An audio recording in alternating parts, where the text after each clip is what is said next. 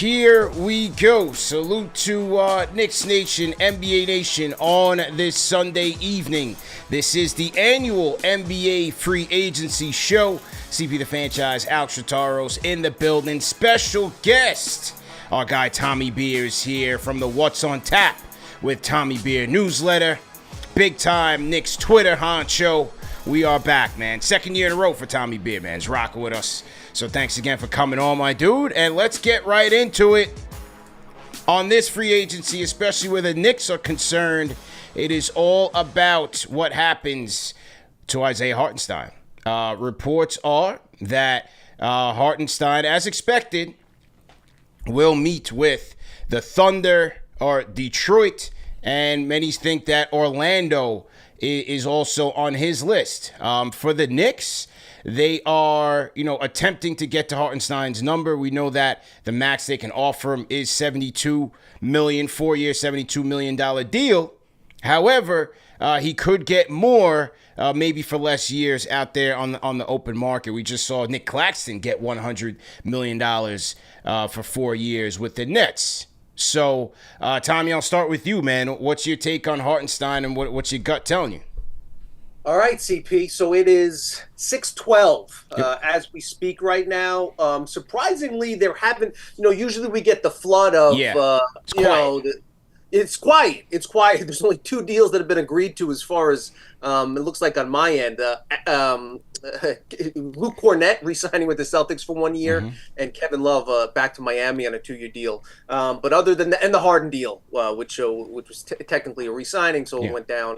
Could be announced before 6. But you know how these things usually go. There's usually a couple big names off the board at 6:01. At 5 minutes within. Magically they've come to terms. So I'll take that as a relatively good sign. The fact that we haven't got a tweet yet from Woj or Shams or whoever saying that Isaiah Hartenstein has agreed to a 4-year $95 million deal with Orlando or a 4-year $100 million deal with OKC, we'll take that as a good sign. We'll kind of see how things play out. Obviously, that doesn't mean that there's not a deal that has gone down. There's not something that's been agreed to. Maybe agents and players and teams are getting smarter and avoiding the getting docked a second-round pick like we've seen the Knicks get done with the Brunson, even though that was not a time-sensitive situation. Maybe the NBA stepped in and said, "Hey guys, at least make it look like you haven't been talking and agreeing to deals for 2 days ahead of time." For whatever reason, there haven't been any deals announced yet, so we'll take that as potentially good sign that the Knicks are still in this thing, and that's what we can probably hope for. The best case scenario probably is to come out of tonight with Isaiah Hartenstein still unsigned, which means the Knicks have a crack at it. I'm wondering though, timing wise, right? Because the Bridges deal isn't done. There's been talks that, the Knicks are going to be looking at, like I said, to add more outgoing salary to not hard cap themselves at the first apron. And so, is it a waiting game here where iHeart and his camp are waiting for the Knicks to get that money? At the same time, can they afford to wait while OKC, the Magic, and the Detroit Pistons may have interest in holding over a big bag over his head? So I'm curious to see if there's a waiting game here on all 3 sides. I would expect that there is a waiting game. I mean, Hartenstein has given Tom Thibodeau his credit for his development and his rise to becoming a starting center in this league, right? And we saw the transformation of the Knicks offense and defense with him in that starting rotation. It was a much more balanced team. Now you throw Mikal Bridges into this mix where you're going to have Brunson, Bridges, OG, Randall, and then Hartenstein as a starting 5. That could be even more dynamic than what we saw with Dante in that starting rotation. So I think for Hartenstein, the conflict is, do you want to be part of something special or do you want to go get the bag right now? And, with OKC, that could be saying, you can get both the money and be part of something special right there. But there's also, let's be real, there is an emotional tie to things when you're part of something and you've seen from the ground up how you're able to be part of a change and watch a team be successful. So I think for Hartenstein, it is a waiting game, CP and Tommy. I think he is waiting to see, can they get the money? I mean, we just got from Adrian Wojnarowski earlier today saying that the second apron is just a shy under what it was projected, right? So now with that being said, you talk about the Knicks just trying to figure out everything. You see Precious was let go. You see that the Knicks don't want to let Deuce, but as you mentioned, CP, they're trying to figure out what outgoing salary there will be so that way they can get to this number. So I think there's just a lot of moving parts right now. They're trying to get that all figured out. I think for Hartenstein, there's also a waiting game, and how long can he wait too? Because the Thunder want to make the deal. Orlando wants to make a deal. So the Knicks have so much pressure right now to try to keep that starting five that they just had, from last season. But I do expect that they're trying to figure something out. I mean, look at just the draft, right? Like, they could have taken Kolek in the first round. They're able to get a guy that they want in the second round. I saw you talk about it with our guy Combo on Combo's court. You get to pay him a little bit less money, man. They're trying to figure out how to squeeze the most out of their wallet. So I think there's still a waiting game with Isaiah Hartenstein. Yeah, no question about it. Tommy, you had shared this clip from our guy Bobby Marks. I'm going to play the clip and then ask you to react to it. This is Bobby Marks from ESPN's free agency show on the Knicks and their cap situation right now. Here's Bobby Marks. It has not been official. I would expect that to get done on July 6th. I would expect it to expand. I would expect New York to add a player in the mix, whether it be a player on their roster or a player used in a sign and trade. The Knicks are not going to hard cap themselves at the first apron. That's not happening. So they'll hard cap themselves at the second apron, which is 189.5. It will give them an $11 million more in flexibility. They'll have $20 million basically to fill out their roster. If they trade Mitchell Robinson, they will be able to hopefully bring back Isaiah Hartenstein. He will get offers once free agency opens. Certainly keep an eye on Orlando for him. Keep an eye on Kentavious Caldwell-Pope in Orlando. They have $52 million. All right, that was our guy, Bobby Marks. Tommy, what's your take on it? Yeah, so just a couple things. Just as you mentioned, in the last couple hours or so, NBA released its salary information for the upcoming 24-25 season, and as Alex noted, the salary cap is slightly lower than expected at about $140.6 million. Consequently, the second apron is about equally correspondingly a little bit shorter, about 188.9 as opposed to north of 189. Again, for a Knicks team, every dollar counts. Every 100K doesn't seem like a lot when you're talking 189 million. But for the Knicks, I will say this: Knicks fans should be confident in what Brock Aller has done. What the Rosas, what obviously Leon Rose is kind of the CEO of the operation there. The way they've handled business in the past should be very encouraging the last couple of years. What they did in draft day. Again, manipulating the cap in such a way that they have one of the smartest, capology, cap gurus departments. So while we're kind of stressing and wondering what's going to happen and trying to calculate a million different scenarios, they've planned all these out, they've figured out exactly, should iHeart leave? Here's plans B, C, D, F, should iHeart stay? Here's what we do with the remaining, how to get to that remaining number. So yes, while obviously you'd love to get a resolution to the Hartenstein situation within the next 10 minutes or so, waiting a day or two is not going to take a long time. It's not a situation where, it's a restricted free agent and the other team has 48 hours to make a deal. Once iHeart lets the Knicks know kind of what they're doing, then the Knicks will be able to proceed accordingly and figure out, from there, they still want to go to that second apron hard cap, which will give them approximately like $11 million more to spend. And obviously that's significant whether they re-sign Hartenstein or not. That they'll be able to sign his replacement. They'll have more money to resign his replacement. So these are kind of the situations that'll play itself out, over the next day or so, the next hour or so potentially. But I think probably from Hartenstein's perspective, the first domino to fall is Paul George. If he goes to Philadelphia, how does that impact Orlando? Does Orlando now realize they're not going to get Paul George, and maybe Klay Thompson signs, somewhere else? They're going to make a full effort towards iHeart. Does OKC have a plan A ahead of Hartenstein if that falls through? Would they make a run at Paul George? Who knows? It doesn't sound like that's one of the teams he's meeting with. But these are all kind of the first big dominoes to fall. And it's not like Hartenstein's 9th, 10th, 11th down the list. he's one of the first 5 or 6 guys that, you would assume once those top tier guys are off the table, that's when the Orlandos, the Philadelphias, he not likely a landing spot for Hartenstein, but probably just, I don't think he'd go to Detroit. But again, some team offers you $100 million. And just to Alex's point real quick, I think if all things are equal, he's going to re-sign with the Knicks. Even if, another team's only willing to go $80 million over 4 years, whereas the Knicks can offer 72.5. I still think he leaned towards New York, even giving the tax, the way he'd be hurt, via the taxes in New York State. Again, his wife's a supermodel, happy wife, happy life. Does she want to live in Oklahoma City? I don't know. Yeah. But these are all things that kind of have been speculated, to and fro. He seems to be really happy with your organization. They've given him a chance to win. I don't see him leaving, but again, on the flip side, somebody offers you $100 million, $20 million. This is not a guy that has $200 million in the bank either. This is his first massive contract. He had to settle for $8 million, $16 million for 2 years. So those are kind of the things I think will be sorted out the next day or so. There's always Detroit, man. If you want to hit the lotto, Detroit is available, man. I called it the Night's Watch. They just traded for Tim Hardaway Jr. I said, damn, he went from the NBA Finals to the Night's Watch. My guy Quentin Grimes got freed. He's going back to the crib. He gets to get his career back on track. But there's always Detroit where they got to get to that salary cap floor, and they have no choice but to give out big bags. And that could be Tobias Harris. That could be iHeart.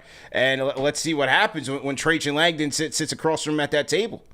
Or it could be Precious Achiuwa in a sign and trade as the third team in the Knicks. There's a lot of ways that the team, the Knicks don't necessarily have to send the excess contract value to Brooklyn. They can involve a third team, which as long as they have to add about $4.5 million in value. That could be to a third team. Knicks would obviously have to attach draft capital, maybe a couple second-round picks. That's so something to keep in mind. Hey, Al, what do you think, man? Backup plan. What's plan B if they lose him? Oh, man. Drummond. Drummond's out there. Valanciunas is another center. Yeah. But the thing is, when you were thinking about centers, right, you got to think about someone who's going to be versatile on the perimeter, who's going to be able to cover in the pick and roll. So, like, Valanciunas, even though he could be an option, I don't see that really as a Tom Thibodeau guy. Drummond probably a little bit more so just because he's got the quick feet to keep moving on the perimeter and just a guard in the pick and roll. Not the greatest, but still he can do it. But someone along those lines, man. Those are the two top guys that I'm thinking of when thinking about center options. We can't even rule out Precious. Even though they let him go, they could potentially bring him back on a cheaper deal. Yeah. And they could say, hey, Precious, you could be our 5, and maybe we roll with him. He did a solid job when we had both centers out. So that's another option. And I would prefer probably Precious over the other two guys that I named just because he knows the system. He's bought in. You saw his transformation as a guy who was ousted out of Miami. Toronto fans were saying, don't even buy this guy. He comes to New York and then makes a name for himself, right? Bronx native too. Why wouldn't he want to continue to play for the Knicks? That's an option I would say. I know that like I said, they released him, but probably that's another way to say, hey, we'll bring you back, cheaper deal. You get to still stay in New York. That's another option I'm thinking for New York. Yeah, Tommy, what do you think, man? Backup plan. Yeah, so let me centers available. I ranked them. Here's just reading down the list. Mo Wagner, he had a team option. Magic did not pick that up. It's been reported that he's on the market. Drummond, as Alex mentioned, Jalen Smith declined his player option. He's a guy that intrigues me. Can step out, knock down the 3, bring a little bit something different to the table than the Knicks have had. Potentially play a little stretch 5, but also give some interior strength and protect the rim, etc. Drop defender. Drew Eubanks, he's on the market. Xavier Tillman, we saw him get a little bit of burn for the Celtics. Mason Plumlee, Goga Bitadze is a name that's been frequently mentioned as a low-cost option. James Wiseman, completely unrestricted after the aforementioned Pistons let him go. Mo Bamba, Alex Len, Rashawn Holmes. Christian Wood, Dario Saric, an interesting name. So there'll be guys out there. We'll kind of see how it plays out. But obviously, the priority, the hope, is that they can re-sign Hartenstein. Yeah. And then obviously, do they keep Mitch? If they re-sign Hartenstein, do they trade Mitch? Maybe one of these other guys can come in if they deal out Mitch, and they obviously will need a backup 5. Yeah, I think either way, they're going to be in desperate need of insurance, man. Like, they need a good backup plan. That's why I would lean to Drummond as being the top choice. We'll see what his market is and how much money the Knicks would have to potentially pay him. Is it down to the taxpayer mid-level, which is around $5 million? Is it a little bit less? We'd have to see based on, how things shake out with the Mikal Bridges trade. But I just feel like if you lose iHeart, and Mitch has been coming out against people. He doesn't want to hear the injury-prone tag. I hear that. But reality is, if he goes down, they're screwed. So, to me, I lean with Drummond. He keeps them as a top rebounding team. As Alex said, he's light on the feet. He can play some defense. He's a good stealer. Durable. Give you as good insurance. New Rochelle kid too. Bring Drummond home. That's what I would go with. You need some insurance policy and some experience in the event that you lose either Mitch or iHeart. Whether it's in the offseason or during the season, man. So absolutely, and this is a win now team too. So he fits that mold. And he's younger than you think. I think he's only 30 years old. It's not he's been around forever, but he's still relatively young in that respect. Yeah, Andre Drummond. I got to correct you, Tom, because it's Mount Vernon. I know people in the chat like to talk about Mount Vernon, but it's Mount Vernon. It's money earning, man. Money earning. Money earning. There you go. So money earning Mount Vernon. That's correct. Absolutely, man. Knicks Nation, call us up 657-383-1509, or you can hit us up on the KFTV Discord. Let us know what you think about a relatively quiet free agency, but where the Knicks are concerned, it's all about Isaiah Hartenstein and where he could potentially be going. It doesn't seem like much tampering is going on right now. It's kind of quiet. Guys actually, going by the rules here and taking these meetings starting today and this week. It was announced that Paul George is going to be meeting with the Clippers, the Magic, and the Sixers until starting tonight. So I thought that was very interesting, man. But yeah, PG's another guy who, a lot of waiting to see what happens. Opted out of the final year of his deal at $48 million. Obviously, the Clippers are out there.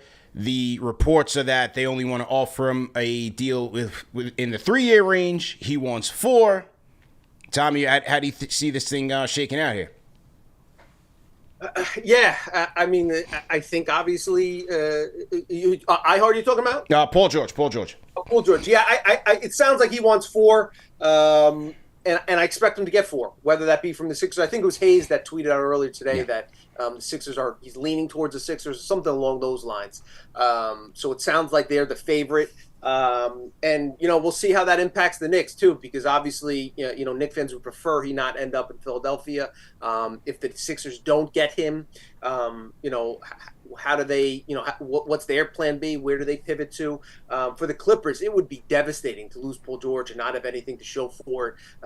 Remember, they not only gave up Shai Gilgeous-Alexander in the trade to acquire Paul George, but a boatload of picks, some of which are still coming due. So for them to move into their new building, with an injury-prone Kawhi Leonard, James Harden, past his prime, that is not an ideal situation for Steve Ballmer. So I'm surprised they let it get to this point. At this stage of the game, I wouldn't be surprised if they let him loose. But I think it's probably going to come down to either Philly or the Clippers. And Knicks fans are certainly hoping that the Clippers do what they need to do. Al, I'm going to play here's the clip from Chris Haynes on the NBA TV free agency show on the PG situation. Let's hear it, and then Al, I want you to respond to it. Here we go. Well, as of right now, I believe the Clippers are huddling. They're waiting for their opportunity to when they're going to meet, and I believe that's going to be Lawrence Frank meeting with Paul George and his agent Aaron Mintz today, and so. It sounds like it's going to take a Hail Mary. That's what it sounds like. It's going to take a Hail Mary for the Clippers to keep Paul George. But as of right, anything can change. Still got what, an hour and a half away from the official start of free agency. So I'll say that. All right, Al, what do you think, man? Hail Mary for Paul George to go back to the Clippers, man. That's crazy. If you're thinking about Steve Ballmer, who is now what? You spend so much money on the new arena to make your wall and everything. The right? wall, yes, the wall, and so you spent all this money. You're supposed to headline with PG, Kawhi. You also have Russ on that team. Like, a good team too, right? And now the fact that it's gotten to this point where PG could be on the out and go into Philadelphia, and look, if it's not the Clippers, I expect it to be Philly. Although I would say that if there was to be a mystery team, I feel like Indiana should be that mystery team. Go back home to where it all started and go join a team like that. I don't necessarily see it happening, but I feel like that would be like a little nice reunion out there that they need a wing over in Indy. But for the Clippers, like, you're losing an all-star, you're losing your second guy. So if that's who you're losing, and you're not, and look, I get that it's both been Paul George and Kawhi who dealt with a lot of injuries being out in LA. You're gonna go with Kawhi because he's the guy that came to you in free agency. This is the guy that has won 2 NBA titles, so that's why it made sense to extend him. PG, even though he's been an all-star, he's that type of player. He hasn't necessarily shown that he's the guy that you can constantly invest in and that'll take it to the promised land. And let's be frank, he's fallen short in postseasons where you needed him most. And so even though he had a really good season this year, I understand not extending him, waiting to get it to free agency and seeing if you could have an honest negotiation, see if you can get him back in LA, so that way you can continue whatever they have out there. But at this point, if Chris Haynes believes it, you know how tapped in Haynes is. If he believes it's a Hail Mary for the Clippers to get him, I expect this guy to go out to Philly, which is very interesting. Look, I find it interesting because this is a guy who wanted to go back home. This is a guy who wanted to be back on the West Coast. And so now for him to go out east to Philadelphia, which, look, it's no guarantee for them either. You're talking about, you need Embiid and Paul George to be healthy in the postseason, which is no guarantee whatsoever based on their history. Like, it would be good for Philadelphia if everything plays out right. But hey, man, that's shocking that it's come to this point, though. Yeah. And I would say, if you can't get Paul George back in the building, what does that say to Kawhi? And even though he has the extension, is he going to try to pull some leverage? Because, guys, we've seen the NBA now where you even sign the bag. It doesn't mean you're guaranteed to that team. You could go a few months in and be like, oh, things stink. I want to trade right now. Yeah, Uncle Dennis might get him up out of there, man. And then when he demands a trade, how long is Harden stick around? Right, right. Oh, boy. It's a tough bet that they made, man. Like you said, pulling off that trade to even get Paul George. Now you run the risk of losing him for nothing. New stadium, and all you're left with is an old James Harden and an injury-prone Kawhi Leonard.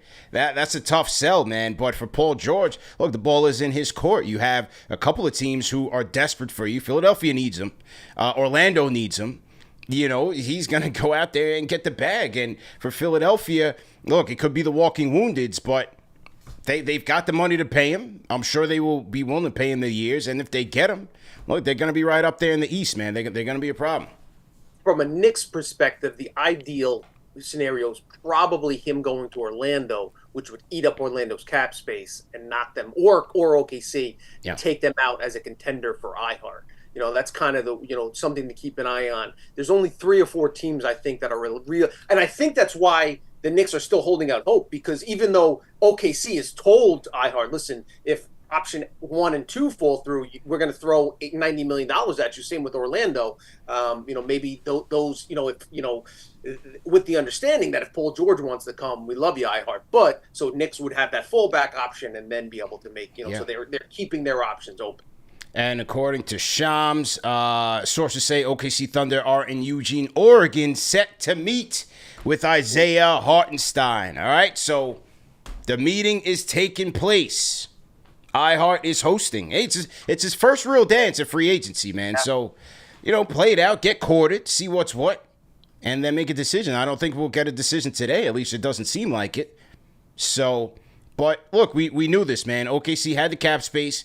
They need a big man. Whether it's on the short-term basis, we'll see what's what. But they were the top team for me to go after him, and I think they will make a strong case to get him out of New York, man. Yeah, and they can offer, like I said, upwards of $100 million.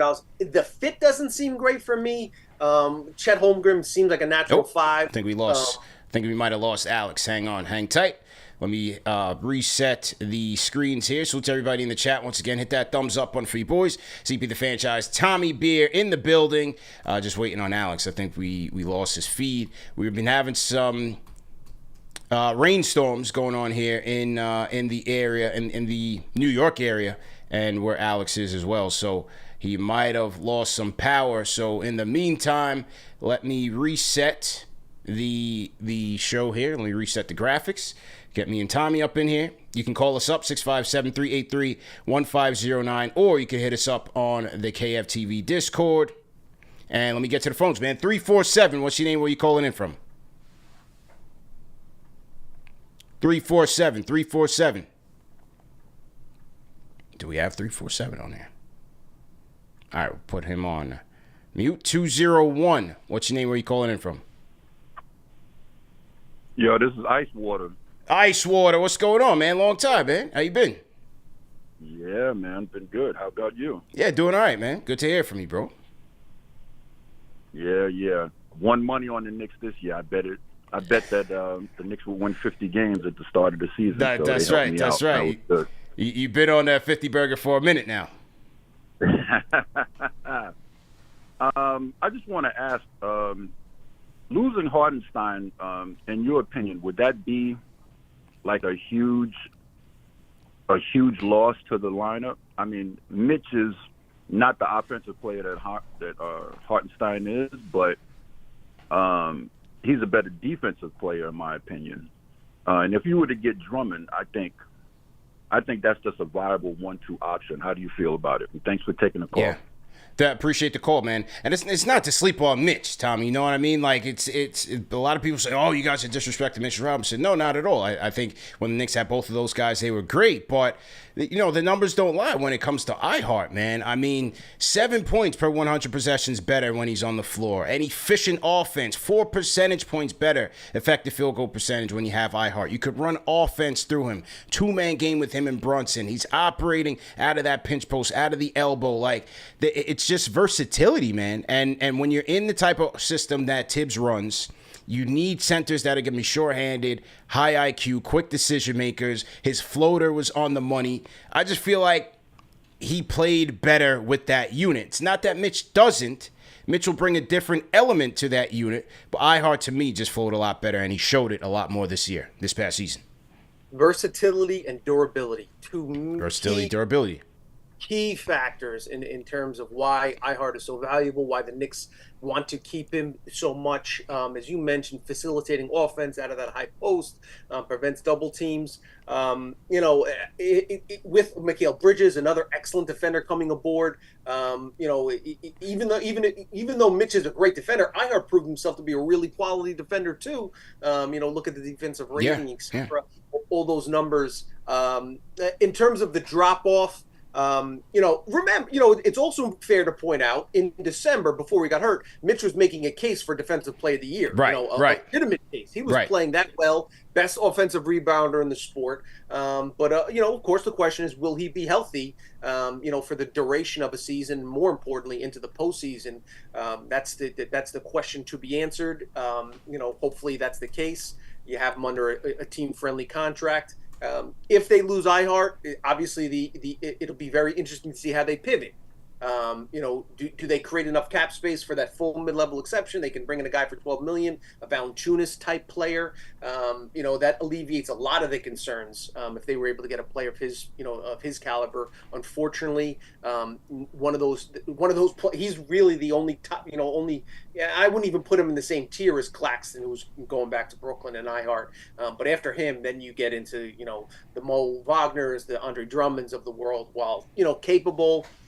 Some upside, obviously not in the same level, same caliber player as iHeart. So, and of course the other option is, do they really reconsider, the Randall situation? Do they trade Randall for a top tier center? If another team wants to go that route, because ideally probably Bridges, and you'd prefer to keep DiVincenzo in the starting lineup. A Brunson, DiVincenzo, Bridges, OG, and then another center. Or a Jared Allen type player maybe. If you're gonna put Randall on the board, then you can really start talking about some quality bigs, some quality fives, all-star caliber fives. So a lot of things to discuss. Even if they hold on to Randall and decide to trade a player. Walker Kessler out in Utah, his name has been mentioned. Wendell Carter Jr. out in Orlando. There are some teams with some bigs available, so they'll be able to get another backup. And as we talked about, we know the Knicks have a lot of Plan Bs and Cs and Ds in place. So it'll be fascinating to see how it plays out. It won't be a devastating loss that the Knicks will never be able to recover from should they lose Hartenstein. But the ideal scenario would be re-signing. CP the Franchise, Tommy Beer on the ones and twos. NBA Free Agency Show 2024, and pretty quiet so far, man. Not too much going on. We do have a couple of deals that have trickled in since the 6 o'clock start time. Kevin Love agrees to a 2-year, $8 million deal to return to the Miami Heat. There were some rumblings there as to whether or not he was going to return. You got James Harden, 2-year, $70 million contract to return to the Los Angeles Clippers. CP3 has been cut by the Golden State Warriors. I think that was kind of expected. We'll see where he lands. Where do you think he goes? I think he goes to the Lakers. Would the former Leon Rose client consider coming to New York again on a vet minimum? Tutoring Kolek and Deuce and obviously playing alongside Brunson, spend a year in New York City. Do you think that's something he'd consider? It's hard to say because the last time they had a shot, the reports were that he wants to stay out west with his family. Right. So, that's why I'm like, all right, he was in Phoenix. He was in Clippers. OKC was Midwest, but then he gets to Golden State eventually. Does he go to the Lakers to go be with LeBron and the guys, or does he help Leon out? I think Lakers are the most likely scenario. But the Lakers, their roster spots are fixed. Quickly, they just signed Max Christie. It was announced a 4-year, $32 million deal right before they re-signed him, their former draft pick. We'll see. Listen, they would certainly, you would think, create a roster spot for Chris Paul if he was willing to come, but you'd assume if he asked it. But again, also if another team's willing to offer $20 million over 2 years, something like that, you assume he's going to take the money and secure the bag. But if he's left to choose between minimum level teams offering minimum levels, I think he at least give Leon Rose, out of respect, a meeting. How many teams which team has a better chance of making the finals? You'd think, getting a ring is what motivates Chris Paul at this stage of the game. The Knicks or the Lakers, I think most pundits would assume that the Knicks have a better chance, if slightly better. The Lakers are you'd assume going to make the you would improve upon what they did last year, make the secure spot in one of the top 6 seeds. But the West is just so tough, man. The East obviously has the best team in the league with the Celtics, but outside of that, you could make a very strong case that the Knicks are the second best team, depending on whether Paul George re-signs in Philadelphia. I think most folks would still say that the Knicks have the second best odds of advancing to the finals, and obviously the Bucks are going to bounce back, etc. But I think Paul would be interested. I think there's obviously a need there from a backup point guard perspective, and there's a natural fit in terms of an opportunity to win a ring, relationship with the front office, etc. It'll be interesting. Yeah, definitely interesting. And on the Lakers front, you had LeBron James opting out of his deal, his final year of his deal, which was expected, and now it's expected that he will re-up with the Lakers around 3 years, 160. I think what was the number there.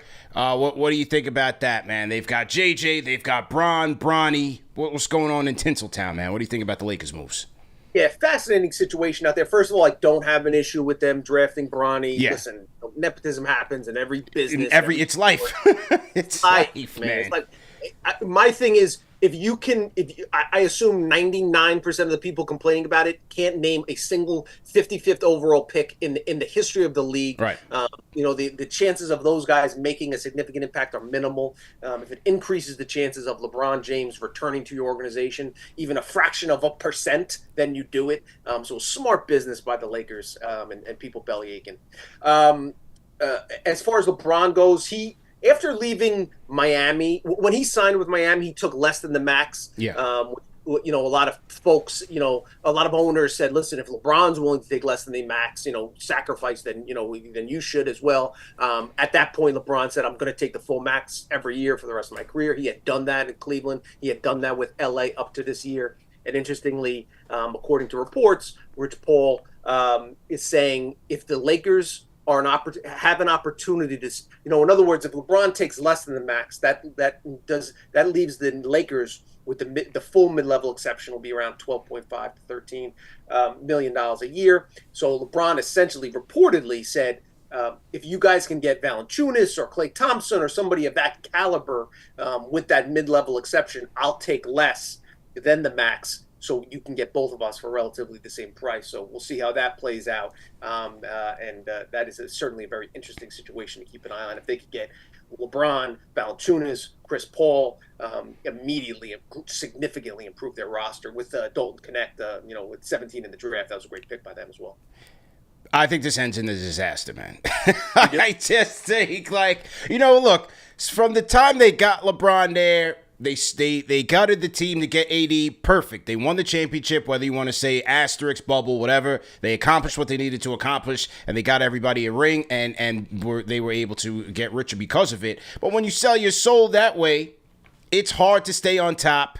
And this is where the Lakers find themselves in, man. They're trying to figure this thing out and investing in an over 40 LeBron James.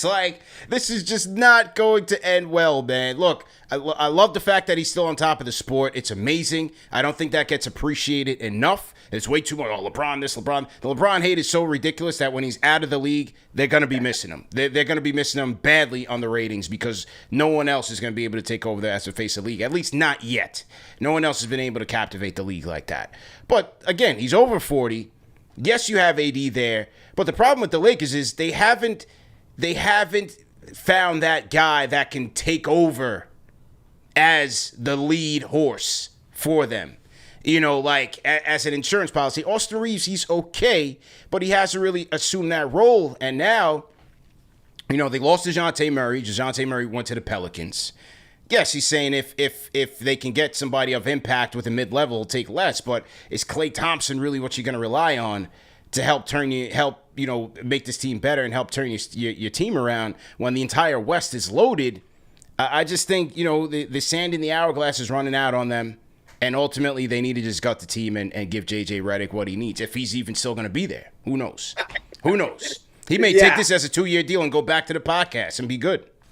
That's the thing with LeBron is you do sell your soul. You understand you have to trade all your future draft picks, all your capital in order to make a run. And it won him a championship. It'll put him in contention this year. But yeah, make no mistake. It is the Hollywood Tinseltown storyline will be captivating this year. Does Bronny play? Does he get off the bench? And obviously we'll see how they round out their roster here. Tweet from Shams. Oh, what we got? The Clippers are actively working on trades to move Russell Westbrook. Okay. Sources. So I don't know why Russell Westbrook would opt in, and then the Clippers would try to trade him, presumably to create cap space to fall further under the luxury tax to make the re-signing of Paul George less of a hard hit. But yeah, the Clippers are playing with fire by letting Paul George. Because again, I think the difference is only like $11 million. I think the Philly or any non-Clippers team can offer him 4 years. Yeah, it's about 11. Yeah, 4 years, like $211 million. Yeah. The Clippers, now that he's a free agent, can only offer 4 years, $220 million, $22 million. So there's minimal difference. It's not like they can tack on a fifth year. It's not like they can offer $50 million more. So if Paul George feels disrespected, we'll see how it plays out. But certainly something to keep an eye on. So to everybody in the chat, once again, hit that thumbs up button for your boys, CP the Franchise. Tommy Beer in here. We're going to get Alex back in here. Looks like he's back powered up. Call us up, 657-383-1509, or you can hit us up on the KFTV Discord. Also, remember that this show is brought to you by Manscaped, fellas, #1 men's grooming tool, both above and below the waist. Support our sponsors at Manscaped. Go to manscaped.com. Use our code KFTV for 20% off plus free shipping. Okay, let's get Alex back in here, and we should be good to go, man. And we'll get back to the phones as well, and hear what the people got to say, man.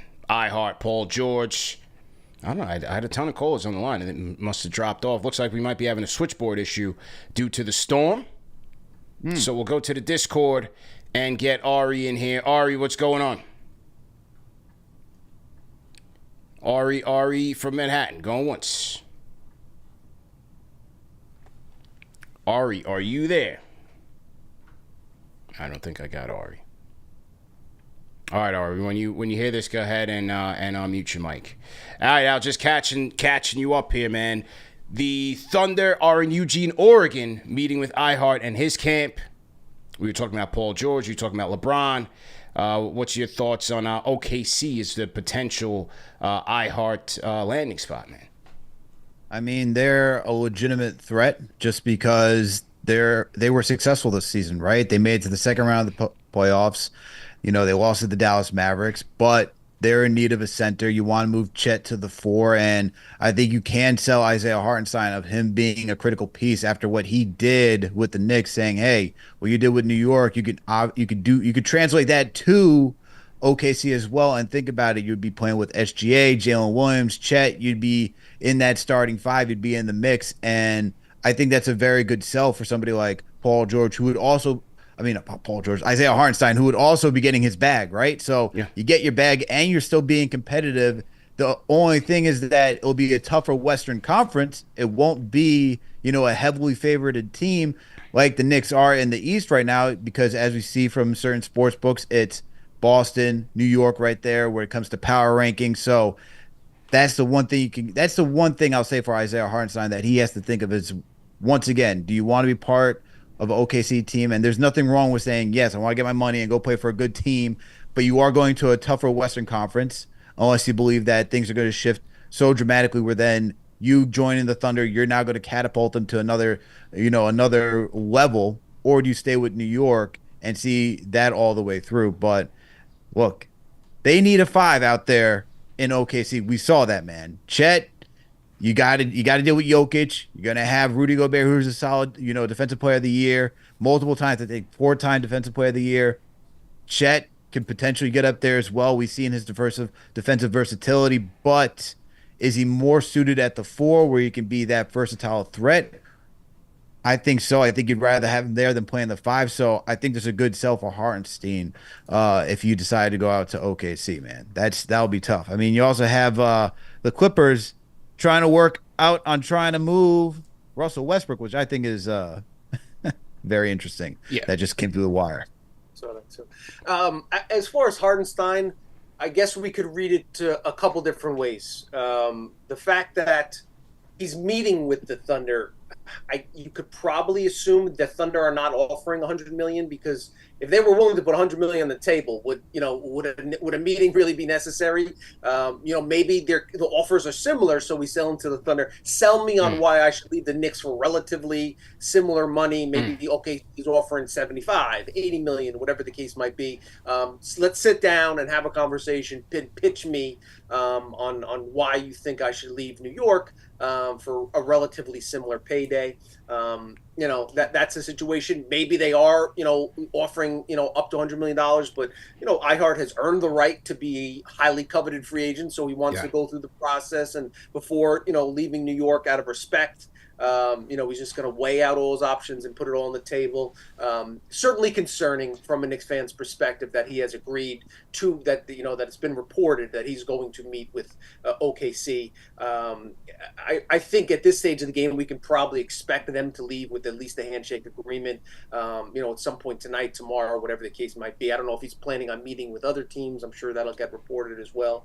But the fact that OKC is, you can only, if you're flying out to Oregon, obviously they're sending their top brass.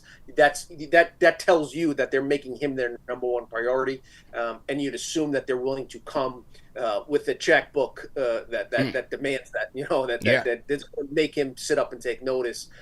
So at this stage of the game, if it was whatever the percentages were, I think they lean even more heavily towards Isaiah leaving for OKC as we sit here at 7:00 on Sunday. Shout out to Redman's MagFed Games. $20 super chat says Hartenstein, Anthony Davis, Victor Wembanyama as the only players with 85 blocks and 85 steals in a season. He became the first player since Moses Malone in 1982 to record 12 offensive rebounds and 5 assists in a playoff game.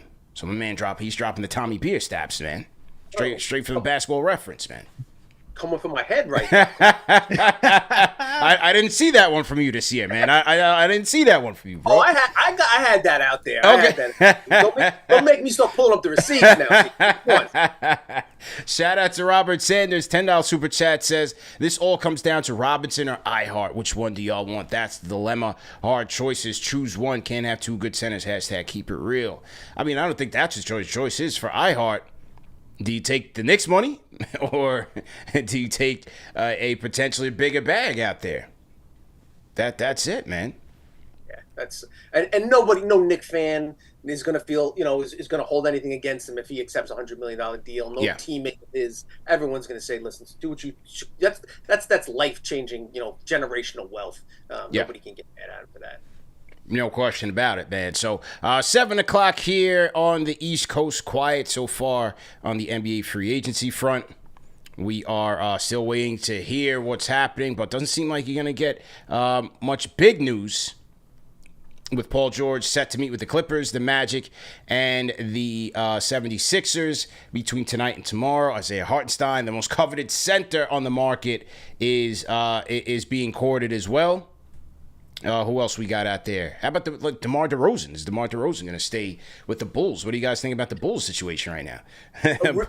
Real quick before we go Tony Jones, league sources indicate Westbrook has interest in playing in Denver. And then Jake Fisher of Yahoo echoes that sentiment. There appears to be a strong mutual interest between the Nuggets and Russell Westbrook, which is fascinating. Okay. Brody going to Denver. Interesting. Go ahead, Al.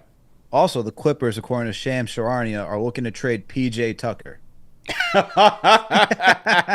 PJ and his 1,000 shoes are going to the Charlotte Hornets. PJ and an unreleased sample of Jordan 4s. Right.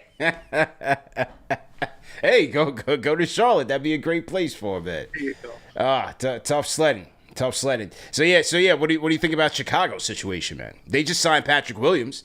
That announcement came out. Patrick Williams got his bag, $90 million. Marks came on earlier this week saying that Zach LaVine might be the most toxic asset in the league right now. That they can't even put a first-round pick next to that contract. What's going on with Chicago, man? Can they get out of their own way? Yeah, I've been, and obviously, there was guys that wanted to trade multiple first-round picks for Zach LaVine as recently as last year. So I've been very anti-Zach LaVine. I do think the sentiment has shifted a little bit too far now, where I believe there are teams that would take, an all-star caliber 29-year-old shooting guard if you attach the appropriate draft assets and maybe take back another bad contract. I think at this point, at this stage of the game, Chicago just has to stick with them, try to re-sign DeMar DeRozan. They brought back Patrick Williams. We'll kind of see how that plays itself out. But Kobe White obviously, really came into his own last year. It doesn't sound like Lonzo Ball's any closer to playing. Another guy that the Knicks dodged a bullet, not signing. I think at this stage of the game, Chicago's in that the worst place you can be in the NBA, where they're not bad enough to be bad and they're not good enough to be good, and you find yourself in that 9-10 playing game year after year. Yeah, man, getting in with DeRozan and Vucevic and putting all their chips in the middle for those guys, it's put them legitimately in no man's land and with no relief in sight, man. Al, what's your thoughts on it? It's funny that Tommy said that the Bulls are in that no man's land category, and yet who's the constant who was like that on a previous team? Vucevic with the Orlando Magic, who's in that same situation. Yep. But the fact that they're looking to pay DeMar 30+ annually that just screams, I have no idea what I'm doing. I just want to be middling. I mean, this team was ready to move Kobe White, and next thing they know, they found something where it's like, oh wow, he's actually good. Maybe we should have been playing this guy. I think the Bulls just can't get out of their own way. This is a team that really needs to just tank and just draft. But then when you traded your assets to get guys like Vooch or even DeRozan, you can't really go that route unless you get some sort of asset in return. And so they're just stuck in this category. And now they got Josh Giddey, right? And they traded Caruso. So, and they have the Lonzo situation where they still have to figure out as well. So this team is just going to be middling. I see them being in the same situation as they were this past season. They're going to be somewhere hovering around 8 to 10, give off some like good vibes during the year if you buy into it, saying, hey, this team could potentially do something, but then it comes back down to reality once play-in comes in, and then they just lose or they make it to the A seed and get washed out.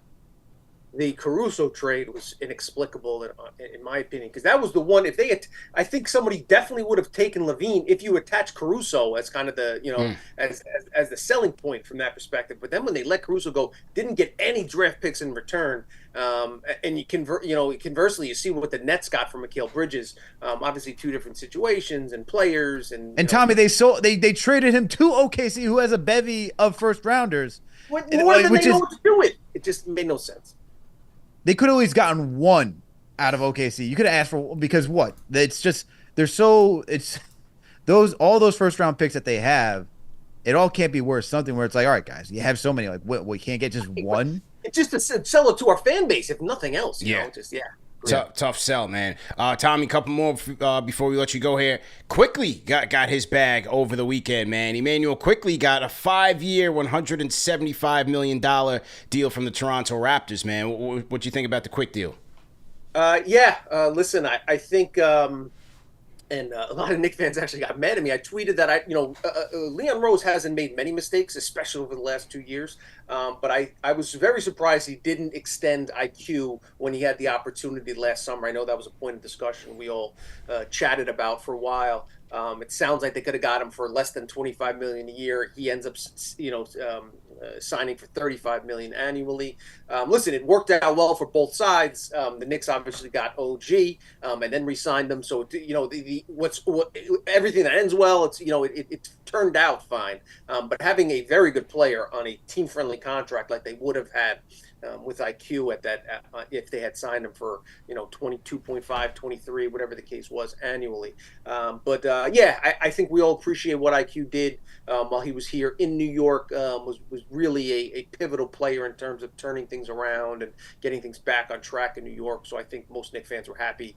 A little bit more than I thought he'd get, but listen, starting caliber point guard, can score, can assist, plays the right way, plays hard, great locker room guy. So I certainly think that the Raptors will be happy with their decision.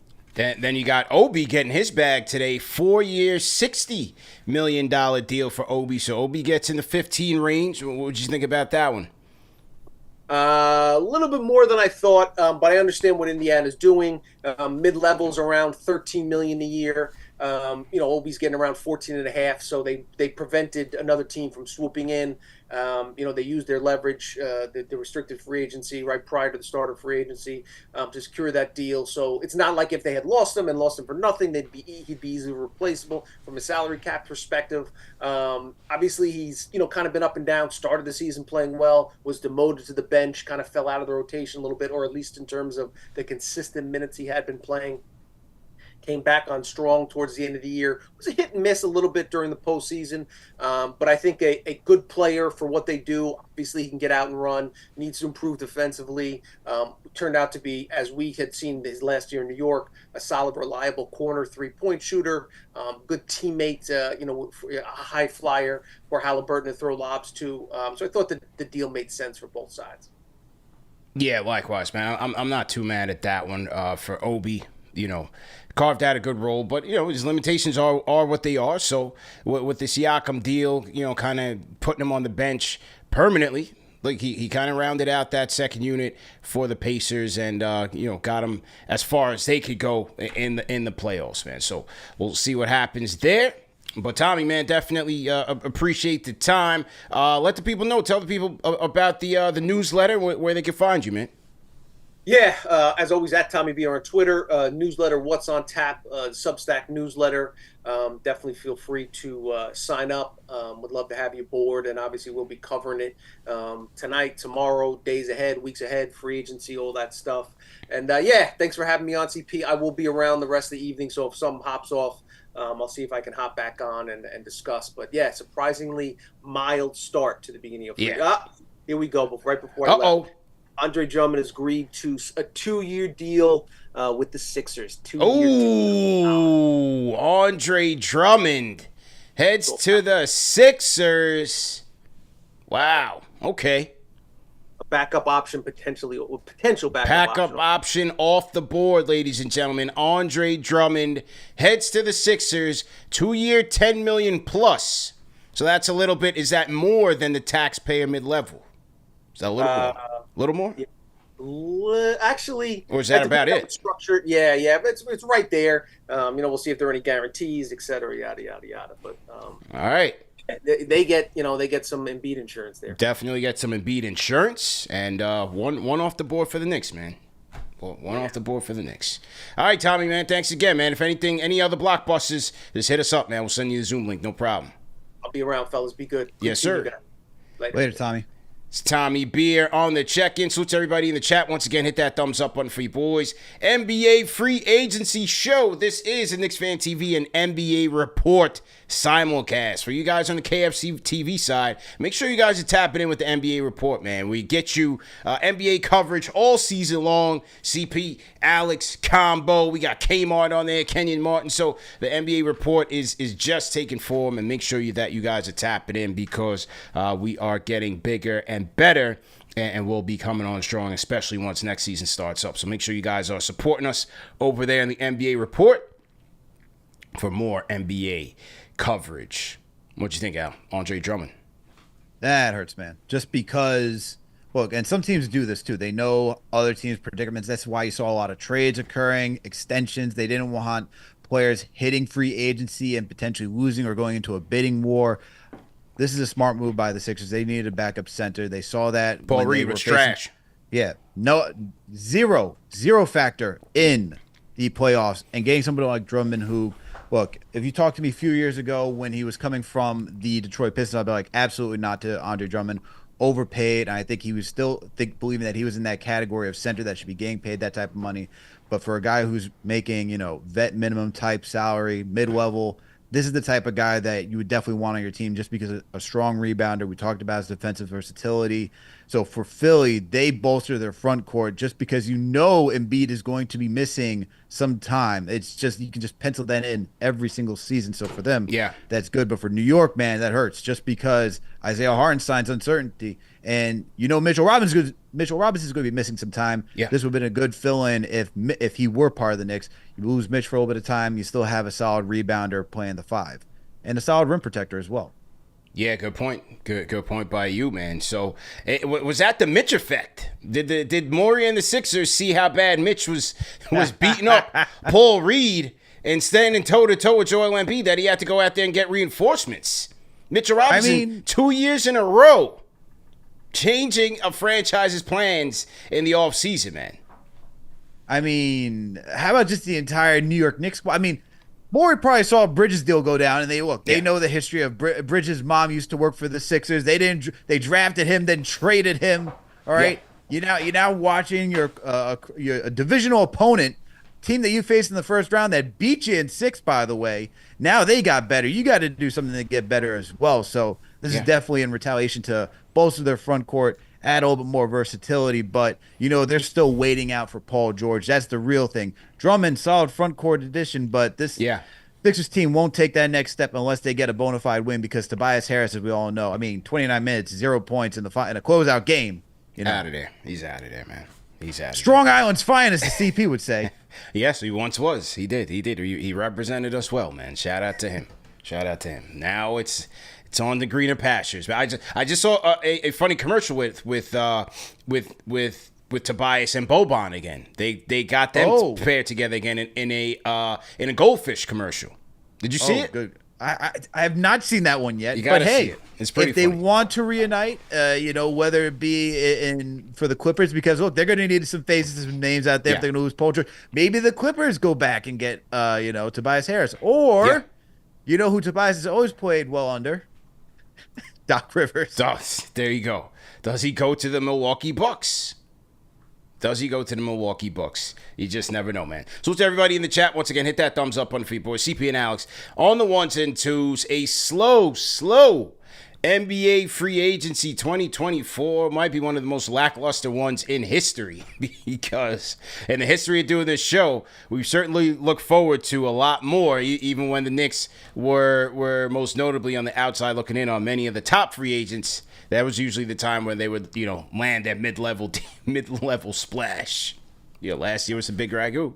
But right now, we're waiting on iHeart. iHeart, he's getting wheeled and dealed, wined and dined. We'll see what happens, man. Don't do Obi like that, man. The big marquee things were we signed Dante, we traded Obi. That was big. That was big. That was big. That was pretty big. All right, 774. What's your name? Where you calling it from? How you doing, Andre? I'm calling in from Massachusetts. I appreciate the conversation going on right now. Appreciate it. And it is a priority. It would be good. I'd like to see iHeart possibly come back to the Knicks and support this team on the way to a championship and battling the Boston Celtics in 7 games. Mm-hmm. Nonetheless, if it doesn't happen, I can't really cry over spilt milk. It's going to be iHeart or it's going to be Mitch Robb. One of these two is coming back to fortify this starting lineup and or bench for this team to go ahead and make a run at the Boston Celtics. I'm over the moon. CP the franchise. I was debating what to do when the Mikal Bridges news broke, but I was thrilled that you had the emergency podcast. You had the emergency pod that night. You had I tried to get on. I could not get on because it was bananas. The phone lines are bananas, man. We probably left like 20 people still on the line. We just couldn't do it. We had to end it at some point. But yeah, that show was crazy, man. Insane show. It was bananas, so I'm glad we're talking free agency right now. Bottom line is this, and as I've called in, I've been saying this, we've completed La Cosa Nova. You can call the Nova Knicks. I say La Cosa Nova. In terms of bringing Mikal Bridges over to New York, this is an NBA championship team. It can go pound for pound with the Boston Celtics. This team could have challenged the Celtics last year if healthy, but with Bridges and Anunoby and Julius Randle, my last point is this. Yeah. Anunoby, he only needs to play 65 games, CP, because we know Mikal Bridges is not going to miss work. He's not missing any days of work, even under Tom Thibodeau. So Anunoby can get his rest during the regular season. This team goes healthy into the playoffs. Boston Celtics, you got your work cut out for you in terms of next year's championship. Thanks for taking the call. Appreciate it, man. Call back anytime, man. Only problem is, Al, yes, theoretically he can take his rest, but not when you're making $40 million, buddy. The Knicks fan is not going for that. I've been warning y'all. I've been telling y'all since the beginning when they got him. Once he gets the bag, well, don't tell me about, your toe is hurting and your toe is sprained. I don't want to hear anything about, tennis elbow going on. The Knicks fan is going to expect this guy to produce and be out there on the court. Regular season playoffs preseason don't matter. He's got to be out there. Unfortunately, that is what the New York fan base is going to be looking for. But I have to ask and push back. Does it matter if he plays 50 regular season games, doesn't get any awards, but then is there throughout the entire postseason? No, but I think in the macro, no. But in the micro, let's say he's missing time here, he comes back, he misses more time. You could see you can understand the frustrations that will come with that. For sure.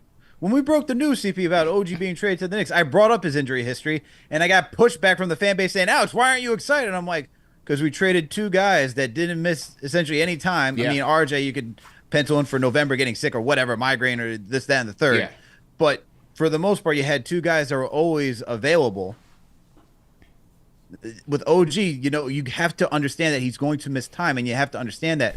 However, and this is the other thing, even though they'll expect him to produce with the contract that he got, you look at what he did when he's healthy on the court. That's why you pay him. You broke it down. Look, if no one's checked it out, check out the show with Combo and CP on Combo's Court. You broke it down perfectly on that, CP. Look, as soon as he joined here and they got the winning record, and you saw what he could do, even when there was no Julius on this team, and he already had the Knicks in his corner saying, you got to pay me, man. Yeah. You can't give up to RJ and Quick and then not pay him. And then, obviously, the winning record, we talk about that. But then when you watch him in the postseason, when he is healthy and he's creating for himself, something that we haven't really seen him do in Toronto at all. That's right. That's taking it to a whole other level then. Now you're telling me that with Bridges, OG, Brunson, Randall, those are 4 players that can go create for themselves. And even if someone is missing, or like not necessarily missing, but on the bench with somebody else on that, you could have a Brunson and OG could still go get his. You could say it's Bridges and Randall, all right? And whoever's running point at that moment, all of them could create for themselves. And so once they saw OG do that, especially in the second round against Indiana, you knew you had to pay him. There was no question about it. No escaping it. Okay, so that caller was he's optimistic, man. He's ready to run. He loves the Bridges trade. He loves the OG trade. Let's take it back a little bit, man. Let's bring some toxicity into this. We need balance. We're gonna go to the phones, man.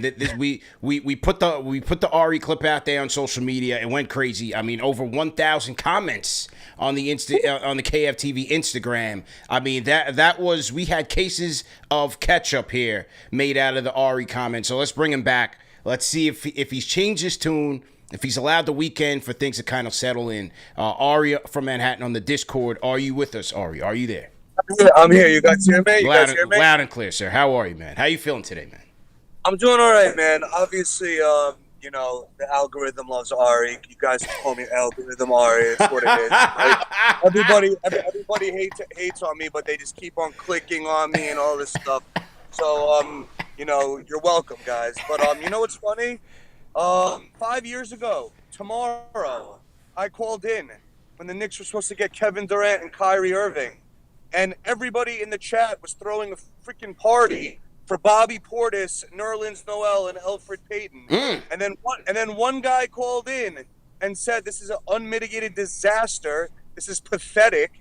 And I got tomatoes thrown at me only to watch us lose like 60 games the next year. So, you know, Alex, I know that, you know, you're getting a lot of pushback from people because you're using your critical thinking skills, right? And you know, you can't say anything negative about the Knicks, or else they'll shun you and they'll laugh at you. You'll have like a 15-year-old in his mom's basement, like clowning you, right? But you know, I speak the truth, man. Here's the bottom line. I'm okay for overpaying for Mikal Bridges because he's a good fit.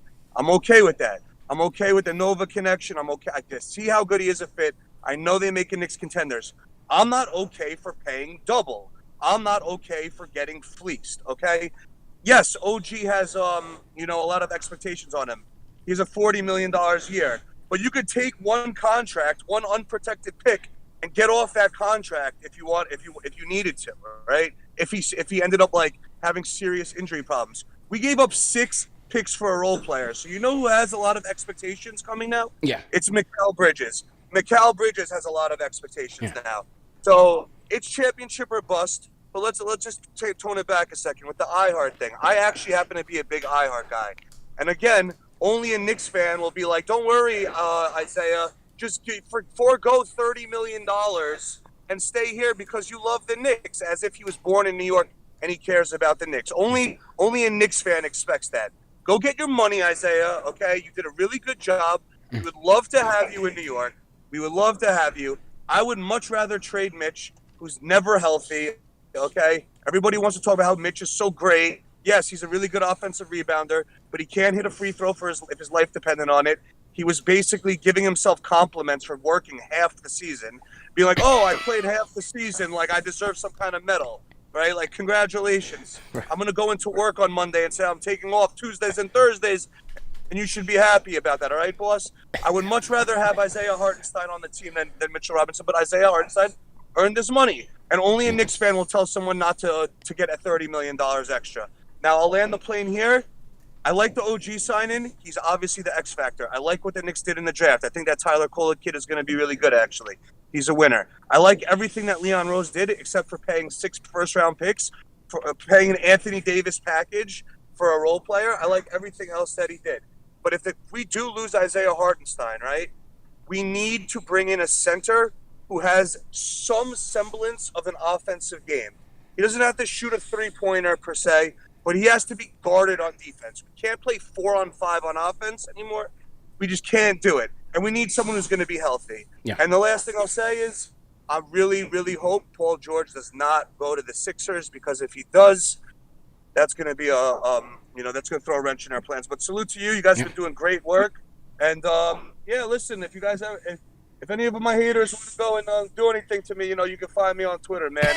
And the algorithm loves Ari, bro. All right, I'll talk to you guys later. Salute. There we go, man. Algorithm Ari. You like good it. people in the chat, man. We'll leave it up to you. Well, I'm just a conductor here. Rate that call in the chat. Come forward. If you're an Ari fan and you agree with him, come forward. Rate that call in the chat. 1 being trash, 5 being facts. I mean, it is bleeding red in the chat right now, Al. This might be a record amount of tomatoes right now. It's bleeding. Might be the red wedding. It might be the red wedding in Game of Thrones terms. And I got to catch up on Game of Thrones, bro. I didn't even catch up on House of the Dragon yet. Episode 3 is about to be out tonight. I got to catch up after this, bro. I got a lot of stuff to catch up on, man. Telling me. Yeah. Got a I'm lot trying of to stuff catch up on the bear. Right, man. This is crazy. Okay. But- So yeah, it's bleeding. The chat's bleeding, bro. But Ari had some points, man. I think Bridges does have an expectation. I mean, Yes. look, for 6 picks, he's got to come through and produce, man. I mean, he has to, one, be healthy, and he has to produce offensively as well. And look, defensively, we have to see it. This whole team, and everyone's been talking about it, CP. Everyone's talking about, the Knicks have now, adjusted to battle the Boston Celtics. And the one thing I can't say is that, or the one thing I hate that everyone's saying is like, this team's only built to fight against the Celtics and nobody else in the league. Let's stop with that nonsense. And I'm talking to you, Bill Simmons, out there, to be like, this team is versatile. Yeah. Okay. This team can guard anybody with Bridges now on this team. This team was versatile before even getting Bridges. So let's just knock that out of here. Okay. That's far from the truth.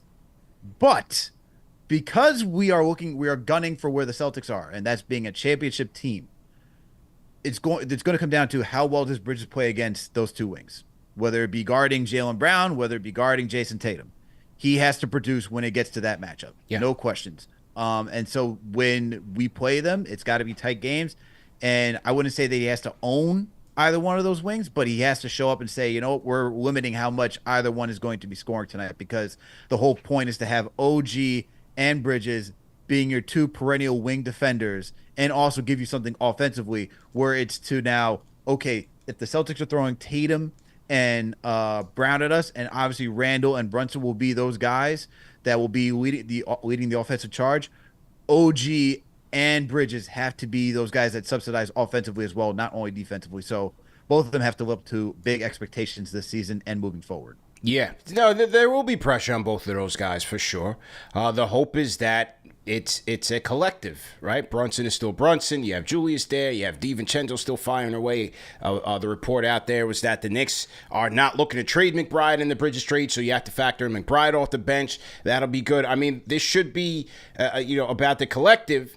But when you do play up against those premier teams, just as you said, these guys are going to be counted on to produce, no question about it. So, look, I think the Knicks are going to have an embarrassment of riches. And no, it's not just about contending, or it's not just about building a team that can play the Celtics. The Knicks have now moved into an area where you're not just hoping to beat these teams. Like when Milwaukee comes to town, you're not just hoping for a good night.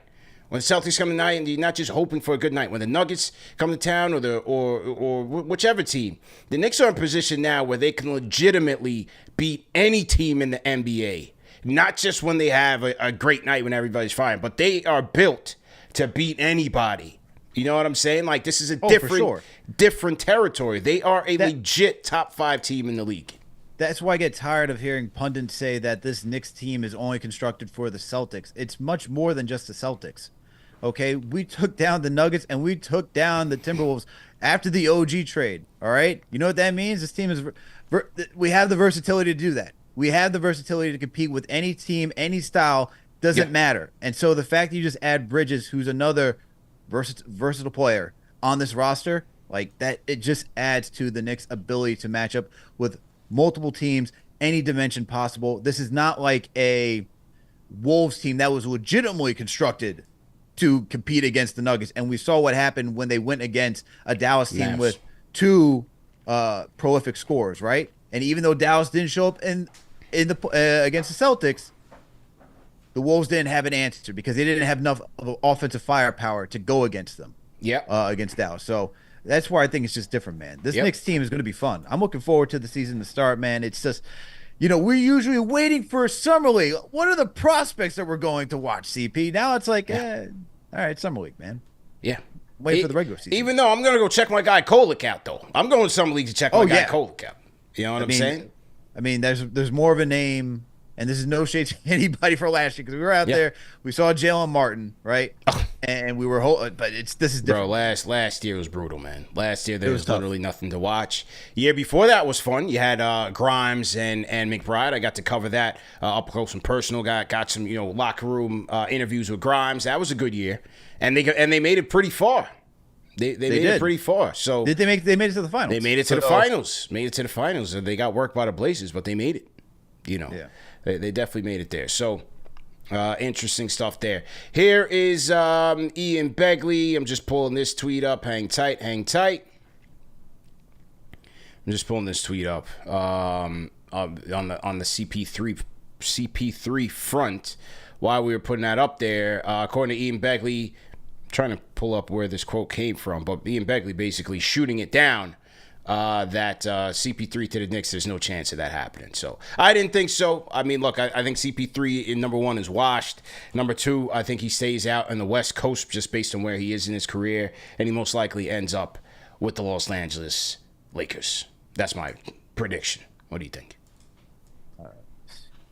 I don't even know where else Chris Paul could go at this point, man. Yeah. But look, the Lakers are being constructed by LeBron, right? They got their guy in JJ Redick. They got his son. It wouldn't surprise me if they got Chris Paul. I mean, it's just tough, man, because I'm trying to. Where was Chris Paul even this season? I can't remember where Chris Paul was this season. with the Warriors. That's right. Yeah. Because that's right. I'm sorry. It was so underwhelming watching them with the Warriors. That's right. Can't even remember they was on the Warriors. I don't know, man. Like, he's an aging star. He's not producing much. I don't know what the Lakers could get out of Chris Paul at this point. The real thing is that if you're going to have Chris Paul and you have D'Angelo Russell there, like, it's just, I don't know, man. That roster I don't think it's going to work out for Chris Paul either if he goes there. Yeah. I think if you're going to want Chris Paul to be Chris Paul, like, I get that's LeBron's boy, but, like, unless LeBron is okay with CP3 just running the show, because that is what he can do best. Is just the ball has to be in his hand and he has to distribute to everybody and set everybody else up. He's one of the dying forms of a traditional point guard. If he's not doing that out on the Lakers, then that sign makes no sense for that team. And we've seen this happen all the time with guys going to join LeBron and that players don't fit. But hey, we got other news that's coming through the wire. Yep, let's talk about it. We got Kevin Porter Jr. agreeing to a 2-year deal with the Clippers, but we just got KCP going to the Orlando Magic. Okay. All right. There we go. Orlando, who had the 3 cap years, space. $66 million for KCP 22 in Orlando. mil for KCP. So the Orlando Magic are retooling. They are serious. They're trying to put a team around Paolo.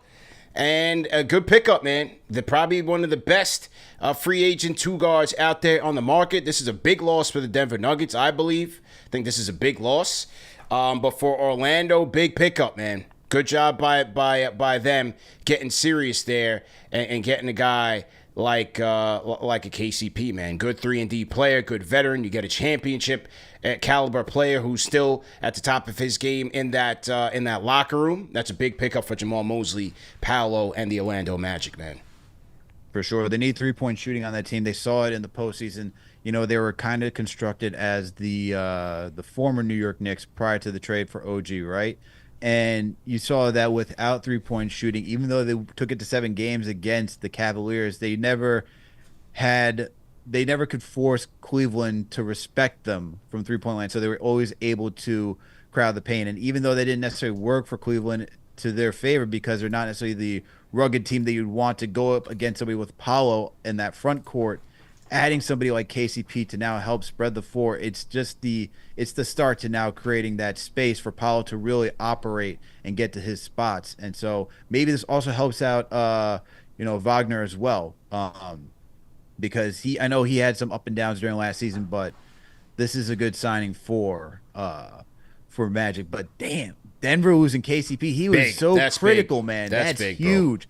So critical. He was really a big part to why they won the chip. Him and Bruce Brown. See, this is the difficulty when creating a team, right? It's like you have to make decisions, and then imagine you just had Bruce Brown for one more season. That was a guy who could help operate the pick and roll.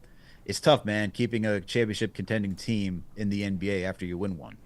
And this is, this year free agency, as opposed to many others, it's just one where that CBA, man, the CBA is crushing teams. And here's another example. Yeah, the Denver Nuggets, who tried to address this last year by letting Bruce Brown walk, or they couldn't afford to keep Bruce Brown. They let Jeff Green walk.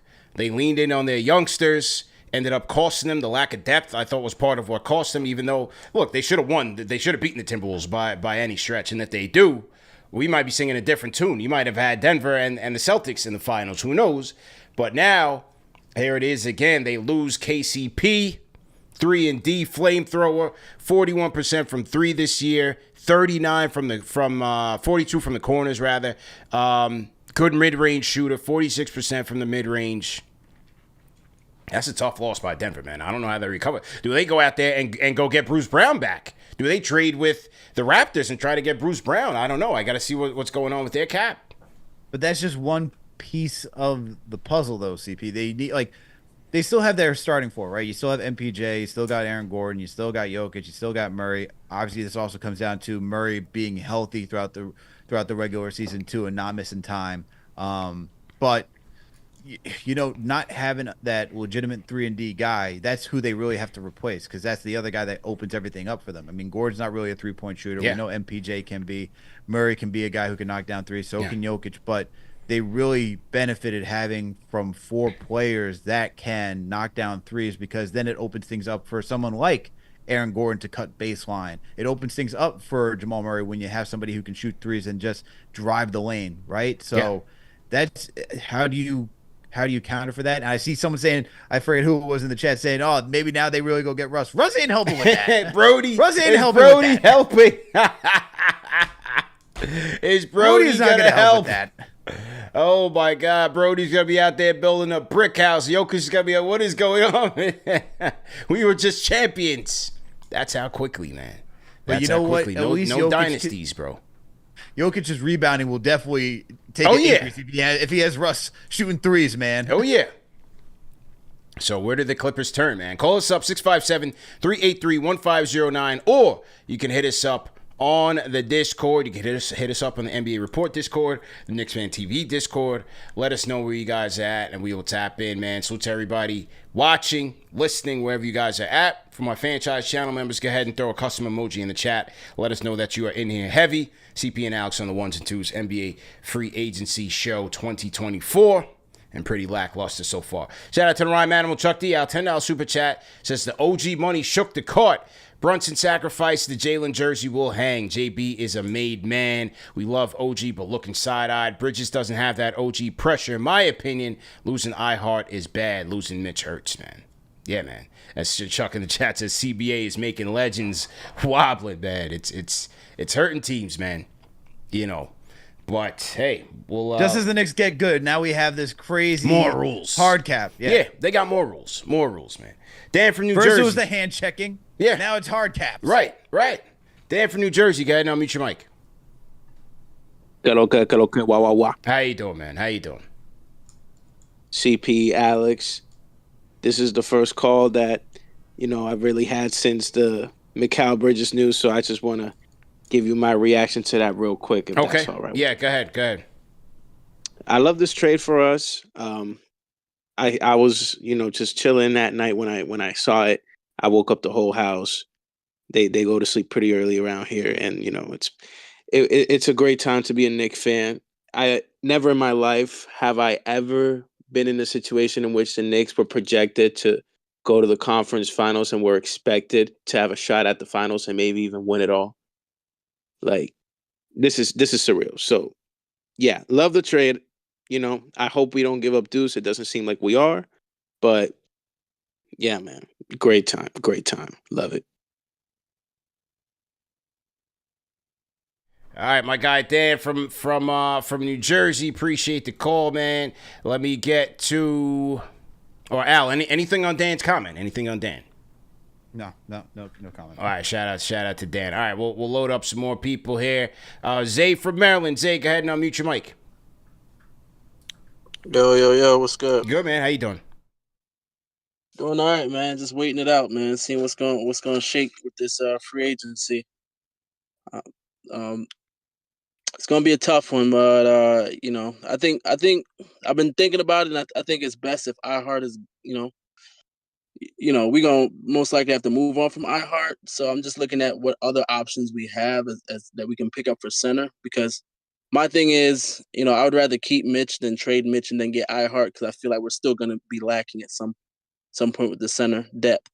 So, if it's iHeart that leaves, then we just got to look at some low cost centers like Mo Bamba or, I think, what's the center from Indiana? I can't remember his name. Jalen Smith. Well, I mean, I just think, man, like, we need some more experience, man. Like that, I think the Drummond thing, going to the Sixers was kind of a big pickup, man. Because I just feel like, well, look, this is the byproduct of that CBA. It's like, you might have a hole somewhere, and I think for the Knicks, it could be the center position. That could be a big risk this year. Yeah, so that's what I'm thinking. We just got to do a flyer on one of these centers and just hope that they stabilize just in Mitch's absence. So I don't know who would be the perfect center. I don't know if it's Justin Wiseman. I don't know who it is at this point, but I know we definitely got to start planning for what our center depth is going to look for. That's all I really got. But what do you think are some good options? I guess that's my last question. Well, it ain't great. You got Bataze still out there. Like we talked about, Jalen Smith. I'm just looking at my notes here. Let me take a look. Valanciunas. We'll see where Valanciunas goes. Does he go to the Lakers? And can they afford to pay him a little bit more? That's the thing. Like, we still don't know how much money the Knicks have to deal with right now. The hope is that if they add more salary outgoing in the Mikal Bridges trade, then as we played the Bobby Marks soundbite, then they could potentially free up to $11 million where they could add more to the roster. So, it's hard to really say, but the options aren't great. Like Christian Wood, no thanks. Is Mo Wagner a real option? That would be cool. I think Mo Wagner would be a good option. He's tough. He's rugged. He could definitely play here. I would definitely go with Mo Wagner. But the options ain't great, man. Go ahead, Al. For sure. I mean, prior to the draft, there was thought that who was it? They thought the Pistons would take Klingon, right? If they did that, you could have thought about Duren being an option that the Knicks could have traded for, because they would have had two centers out there that, they're probably going to invest in Klingon since they drafted him. And that's the other thing. I think you got to look at trades at this point. Like, who could the Knicks trade for for the 5 position? And look, there's been rumors about the Pistons giving up on guys like Ivy and Duren, so that's why I was thinking that maybe that could have been another option for New York. But as a free agency goes on right now, man, Drummond was that option. Look, if you lose Hartenstein, I think you still want to bring back Precious, just because he's a guy that knows the system. Like I said earlier, he's shown that he can get gritty, but you need somebody who's a true bona fide center, who's like 6'10" and up, and who can protect the rim, just because that's what Tom Thibodeau needs.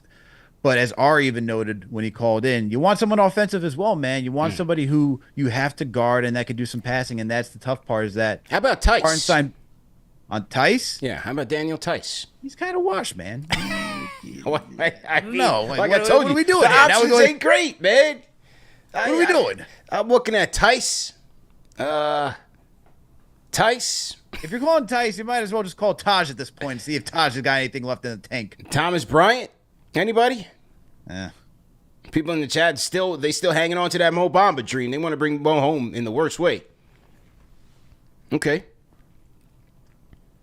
Tommy B mentioned Drew Eubanks. Not that impressed. How about Mason Plumlee? Anybody? I would take Mason Plumlee. Could be an option. Who else is there? What about the center?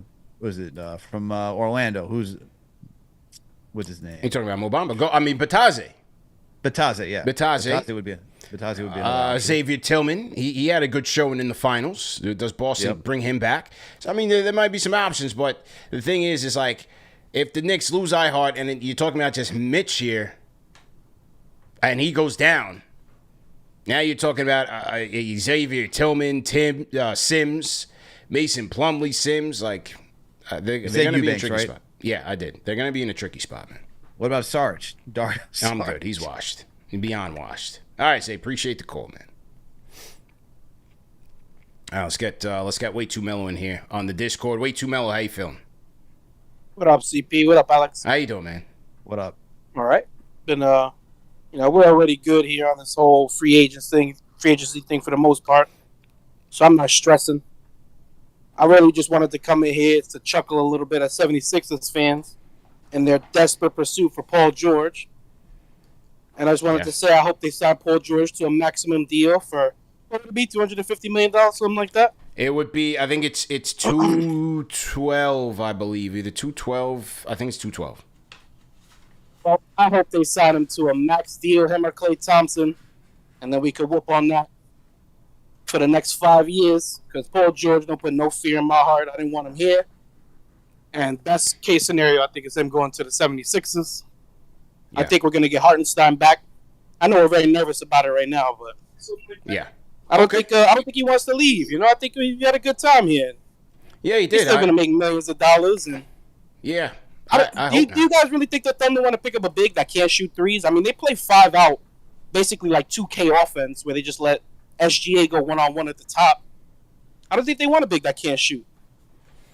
So that's my opinion. I know we're all sitting here nervous. I think everybody needs to chill. I think we're going to get Isaiah Hartenstein back. Maybe we have to, make some moves with the trade with Brooklyn, but I think we'll get him back. I hope the 76ers sign Paul George for $250 million for the rest of their lives. That'll put us in a good place for Joel Embiid. Let's go. All right. Have a good one, man. All right, man. Salute. All right. And especially with KCP going, does that put more focus for the Sixers in Paul George's camp? They need him. That's just without question. They need him. They do need him. But I was just thinking of another name, CP. Yeah. Another 2 names that not thrilled about, but if you're that desperate to look for a center, there's a team in the Pacific Northwest that just drafted a center, all right, from UConn. Yeah. They have 3 on their roster. Oh, DeAndre Ayton and Robert Williams. Ah, boy. Well, no, the Time Lord wouldn't be a bad idea. I'm thinking Robert Williams. I was not thinking DeAndre Ayton. Yeah. No. No DeAndre Ayton, please. Time Lord, maybe. He's also injury prone, so to have him and Mitch on the same team would be that would be a little iffy. That'd be tough. Yeah. Christopher Blake on the Discord. Go ahead and unmute your mic. Christopher Blake. CP, salute. Appreciate y'all as always. How you feeling, bro? I'm chilling. I was over in the NBA Report Discord, man. I'm like, yo, coach, man, you got me on the bench. I need 2 minutes. I saw you, man. I saw you. You were in there, man. Just appreciate you for repping. Always, I always try to support. Yeah. So, I'm going to start calling myself the Messiah, the prophet. Something is going on. Again, more people are starting to switch over to the dark side.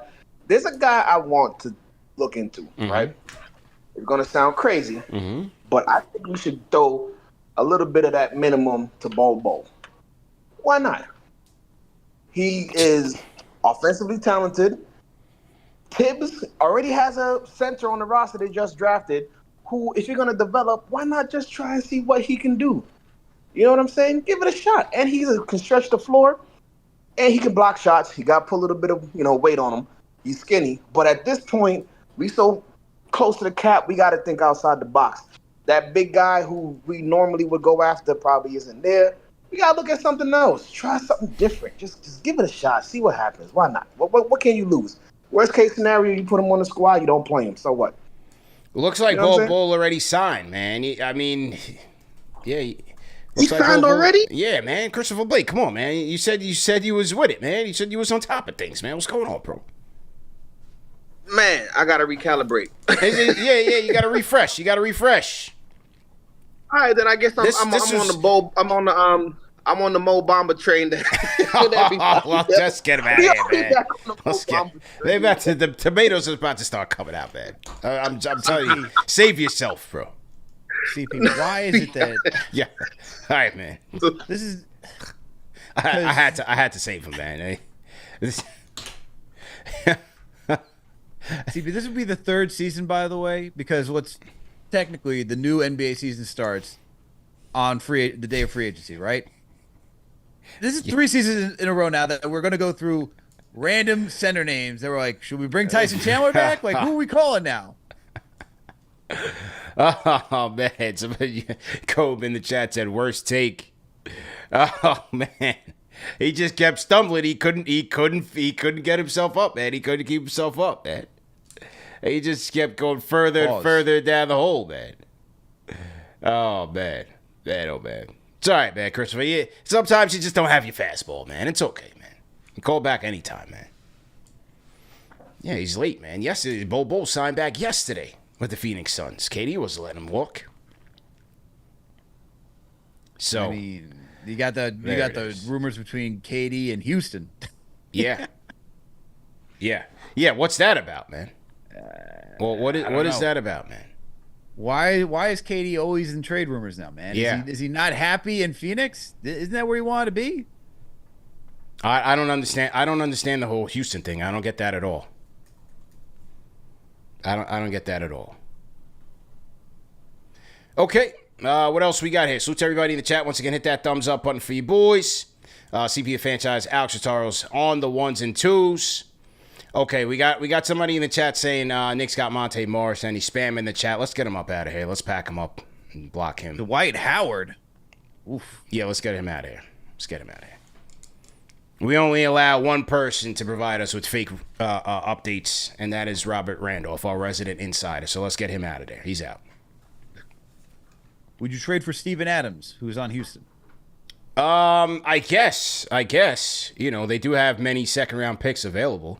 I wouldn't trade any premium assets unless they get desperate. They do have Alperen Sengun on that roster, so that's why I'm thinking like maybe if they're still buying into Sengun, maybe you can go get Steven Adams. Potentially. You know, I wouldn't be trying to trade a first-round pick for him. But no, not a first-round pick. Yeah. But I think that's one thing. I know he's coming off an injury, but maybe that's one way you could say, hey, if we lose Hartenstein, you know, you just double down on just having legit offensive rebounding. That's true. Let's catch the people up on what's going on today. Obviously, you have, for Knicks fans, Isaiah Hartenstein. Looks like he's just getting started with his free agency process. He's meeting with the Oklahoma City Thunder today out in Eugene, Oregon. Not sure if that's where he's from, but that's where they're meeting. All right. Is he getting a Nike deal? I don't know. Is he from Eugene, Oregon? I don't know. I think he is from Oregon. I think he is from the Oregon area. All right. So he's out at the crib getting courted. And you have Paul George, who's set to meet with the Clippers, the Magic, and the Sixers between today and tomorrow. So pretty lackluster free agency front. Patrick Williams, 5-year deal with the Chicago Bulls, $90 million. Good luck to him. Alex Len, okay, not newsworthy. CP3 getting waived by the Golden State Warriors. James Harden signs a 2-year, $70 million contract with the Los Angeles Clippers. They're talking about Brody could get traded to maybe the Denver Nuggets. Klay Thompson looks like he's out of there and leaving the Warriors. It says, according to Shams, Klay Thompson is departing and the sides will begin to work through sign and trade options. So where does he go? Does he go to the Lakers? And with the Magic getting KCP, do they bail on the Klay experiment, or do they still go for him? I think they still go for him because they still need shooting. I mean, yeah, they need shooting. Well, Klay at this point is not the same Klay that he was when they won the first three. I won't say the fourth one just because he still wasn't. He was on the downtrend then. Like he was okay, but he wasn't that same guy that was really the splash brother with Curry when they started to rise to their fame. I still think you go for him. I think because he's not that same guy, you could even say, hey, we can carve out a role for you as being the sixth man off the bench.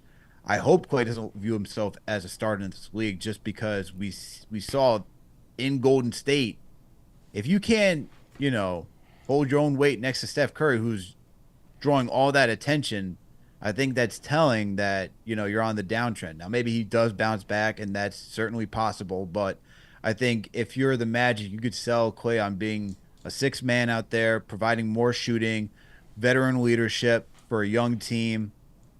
That wouldn't be too bad for him. Yeah. All right, well, we'll see what happens with Clay, man. Call us up. Or does Philly lose out on PG and go all in on Clay? Oh, that would be a disaster. Call in 657-383-1509, or you can hit us up on the KFTV Discord. Did I go to this guy yet? Let's go to Adobo9634. Adobo, how you feeling? How's it going, man? Good, man. What's your name? Where are you calling in from? I'm Alex. I'm calling from Bergen, New Jersey. Bergen. Okay. All right. Yeah. I just wanted to say, I think everyone's overthinking this whole center thing with iHeart. I don't think we need an iHeart. I think we can win without an iHeart. Okay. So I think everyone is just, paying him this much money. I mean, we can just get Mason Plumlee, get a Marcus Morris, and then that's all we need, man. We just need role players. After this, we have a really good team, so we don't really need to pay iHeart $20 million. We can't pay him. We only like $16 million, right? So what I'm saying is, we just need another role player. We got a role player in iHeart when we got him from the Clippers 4 years ago, and it's the same thing. We just get anyone else who's like a center. We don't really need someone who's like a big name, and we will be good. Okay, that's all I'm saying. All right. I'm gonna let you go here, man, because the tomatoes are gonna start flying. I want to save you here, man. Your first time calling, man, Adobo. Chat was getting a little agitated, so I had to drop you off, man. I don't think they're feeling that. Why was he whispering to us? What was he? I don't know. I'm not sure. Why are you whispering, man? I'm not. Call back anytime, but why are you whispering? Who are you hiding from? He might have his library voice on. It's not to say that. I understand this, with the iHeart thing. It's not to say that he's an irreplaceable guy. I think that he filled, or from what we saw this year, he filled I thought he still filled a very unique role, a versatile role, that just made this offense a lot more dynamic than what Mitch can. Again, not a knock on Mitch. It's not better than or different than. It's just different than Mitch. It's different. Completely different. And I liked how they functioned with iHeart there. Yeah, look, I like Hartenstein in that starting five. And his passing, his shot making, he's more well-rounded than Mitch when it comes to playing, on both ends of the court. So that's why it worked so well.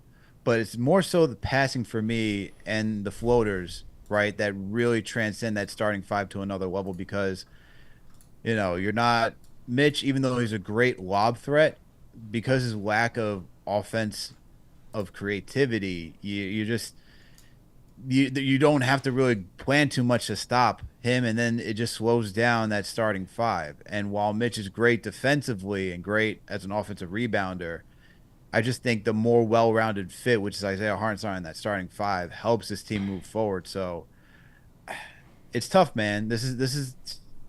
It's tough because both players are good in their own right, but we're just talking about fit at this point. Right? Like, I think if you put in a vacuum who's better, I would say they're both around the same just because talent-wise, like what they offer the team as a skilled player, but based on how they fit with the starting five, Hartenstein fits much better than Mitchell Robinson. And that's why for this team and for some players are worth more than another team. Another name, a good name people bring up in the chat, we'll see. There's nothing official yet out of Golden State, is Kevon Looney. Shout out to Crypto Sky, $5 super chat. Says if we lose iHeart, we can go after Kevon Looney. Not sure what direction Golden State is going in. Got to see what happens. Does he get cut? CP3 just got cut. Do they do the same with Kevon Looney? We'll see, but that would be a good option. $5 super chat from the Ryan Manos. Chuck D says, I don't know. iHeart showed up passing, shooting, blocking, perimeter defense like few Knicks 5. That's what I'm saying. I've seen this century. He was a good two-way player, man. G5 Wheeze, salute, says, if we lose iHeart, I would hope we go after a stretch center. Might not be there, right? Might not be available right now, though. That's the thing. Maybe next year, but I don't know. We'll have to see there. I see King Deej on the Discord. We're gonna close with you, Deej. That's why we haven't gone to you yet. Kareem the Dream, go ahead and unmute your mic. Y'all can hear me? Loud and clear. How you feeling, man? Welcome back. I ditched these AirPods. You good? So you can only hear me. Mm-hmm. Main question: how much does Knicks Fan TV trust in Leon Rose? Like, let's say things, we didn't expect to get Mikal Bridges. I mean, it was a long shot. Everybody said we wouldn't do it, and they did it masterfully. So between now and the trade deadline, like, what is our faith that whatever happens will be like the right move for the team? And how confident are you in getting to the farther in the playoffs than we did this year based on Leon Rose's work? 10. 10. Yeah. They're earning it, man. They got us Brunson. They got us. They got to iHeart. I told them to go get iHeart. They got them. Yeah. Paid off dividends. They turned Quick and RJ into OG and Mikal Bridges, and a lot of assets and a lot of draft capital, whatever. They're getting it done, man. They got Dante DiVincenzo. They developed, McBride. Yeah. Cooking I mean, on all cylinders, man. Like, who's an unexpected piece now? Is this rookie who's an offensive player? Is he going to back up Brunson and be a new star? Like, I don't know. That's a good question, man. I don't know if they lean on Kolek to be the backup point guard. Do they try to get a veteran? Again, it's hard to know without knowing how much money the Knicks have left to spend right now. We just don't know because the Bridges trade isn't final yet. Yeah. So that depends on the quality of player that they can get. Like, I would still love to see them get like a Marcus Morris, but I don't know what I mean. Not Marcus Morris, a Monte Morris, but they probably can't afford him.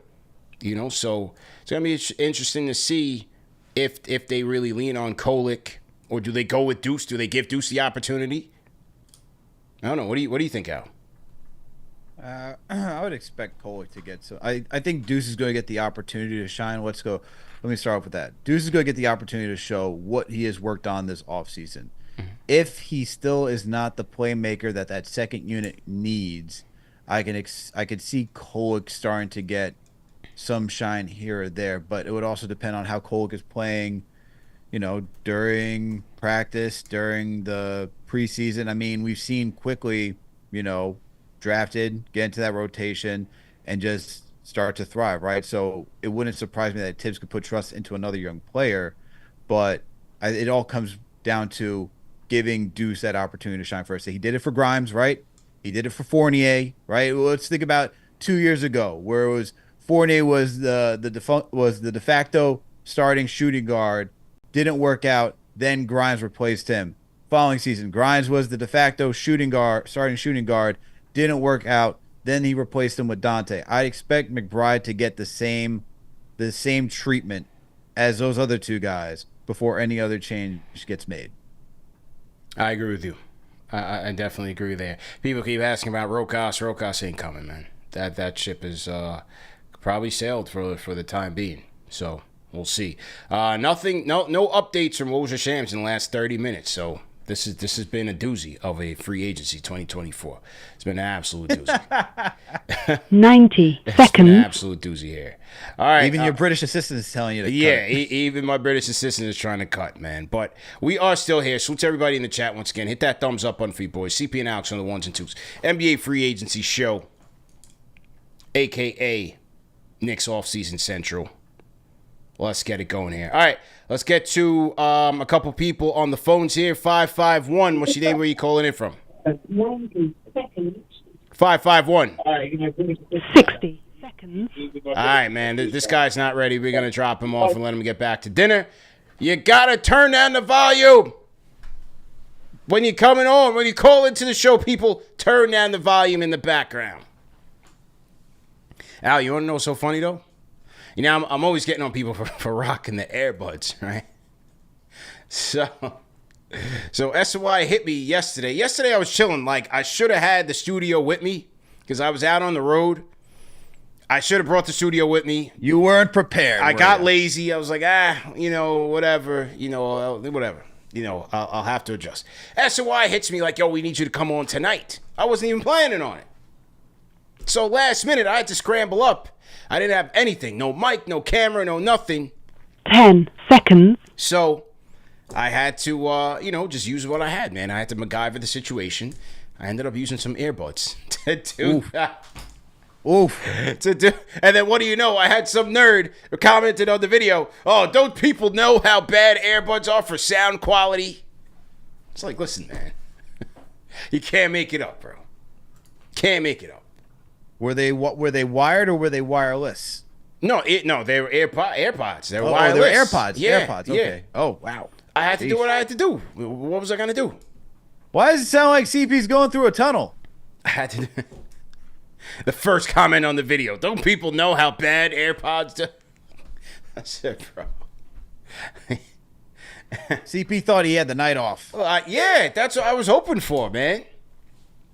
So CP. This is the on season. You should already know. You know what? You're right, man. You're definitely right. But no, we still had a good night, man. Me and wifey had a good night. We did an escape room. You ever done one of those? Where they lock you in the room and you got to, think your way out of the situation? An escape? Yeah. I haven't done an escape, but I've done, other puzzle rooms in the past, and they're a lot of fun. They're a lot of fun. Now, we did the escape room. We made it out at the buzzer. Literally, wow. At the buzzer. What was the room?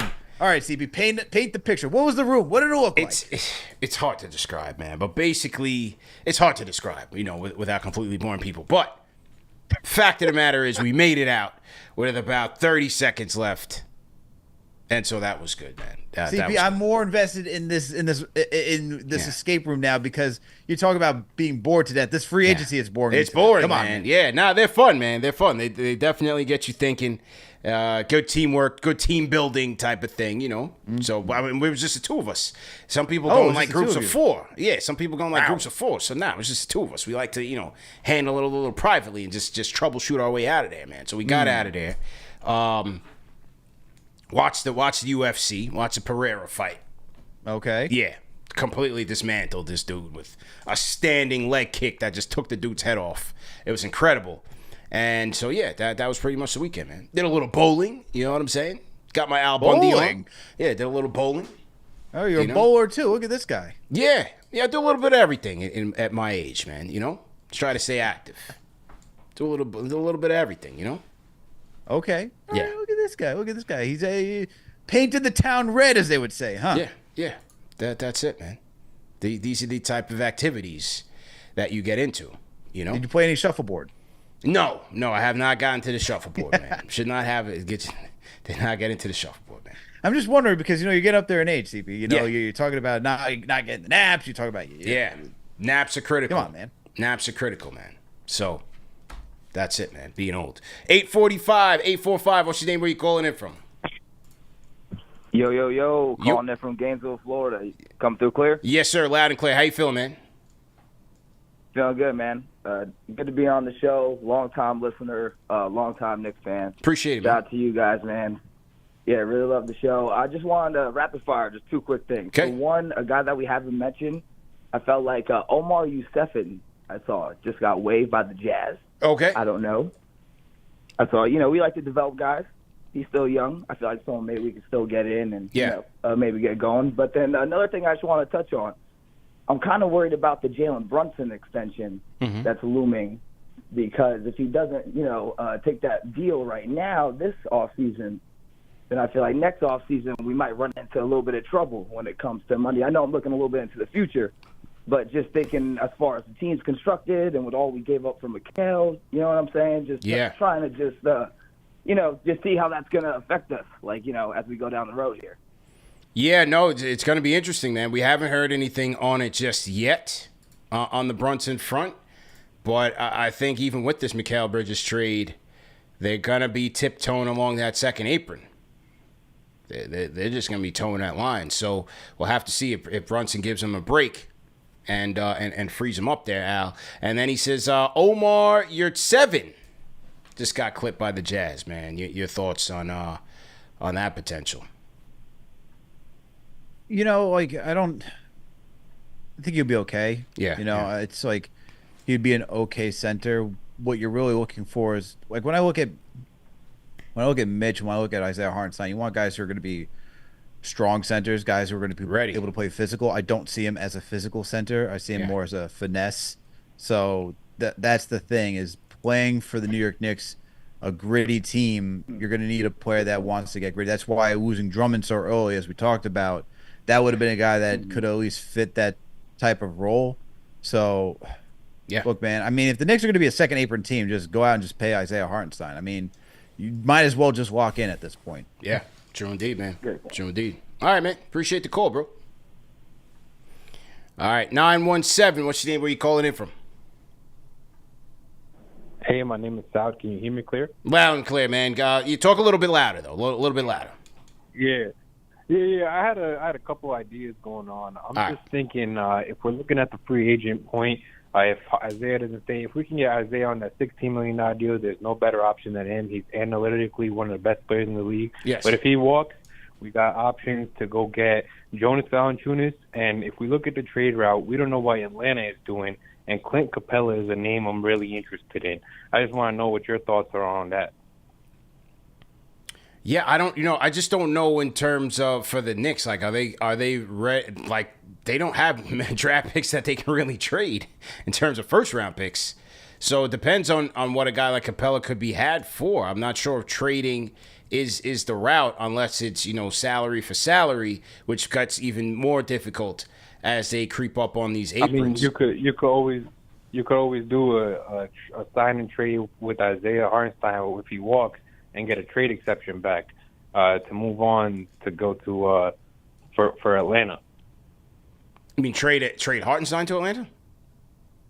No. Trade wherever Hartenstein wants to go. You sign and trade him for a trade exception, and you use that trade exception plus whatever else you want. Jericho Sims, maybe. But even do they have access McBride to that trade exception if they're an apron team? I'm not sure.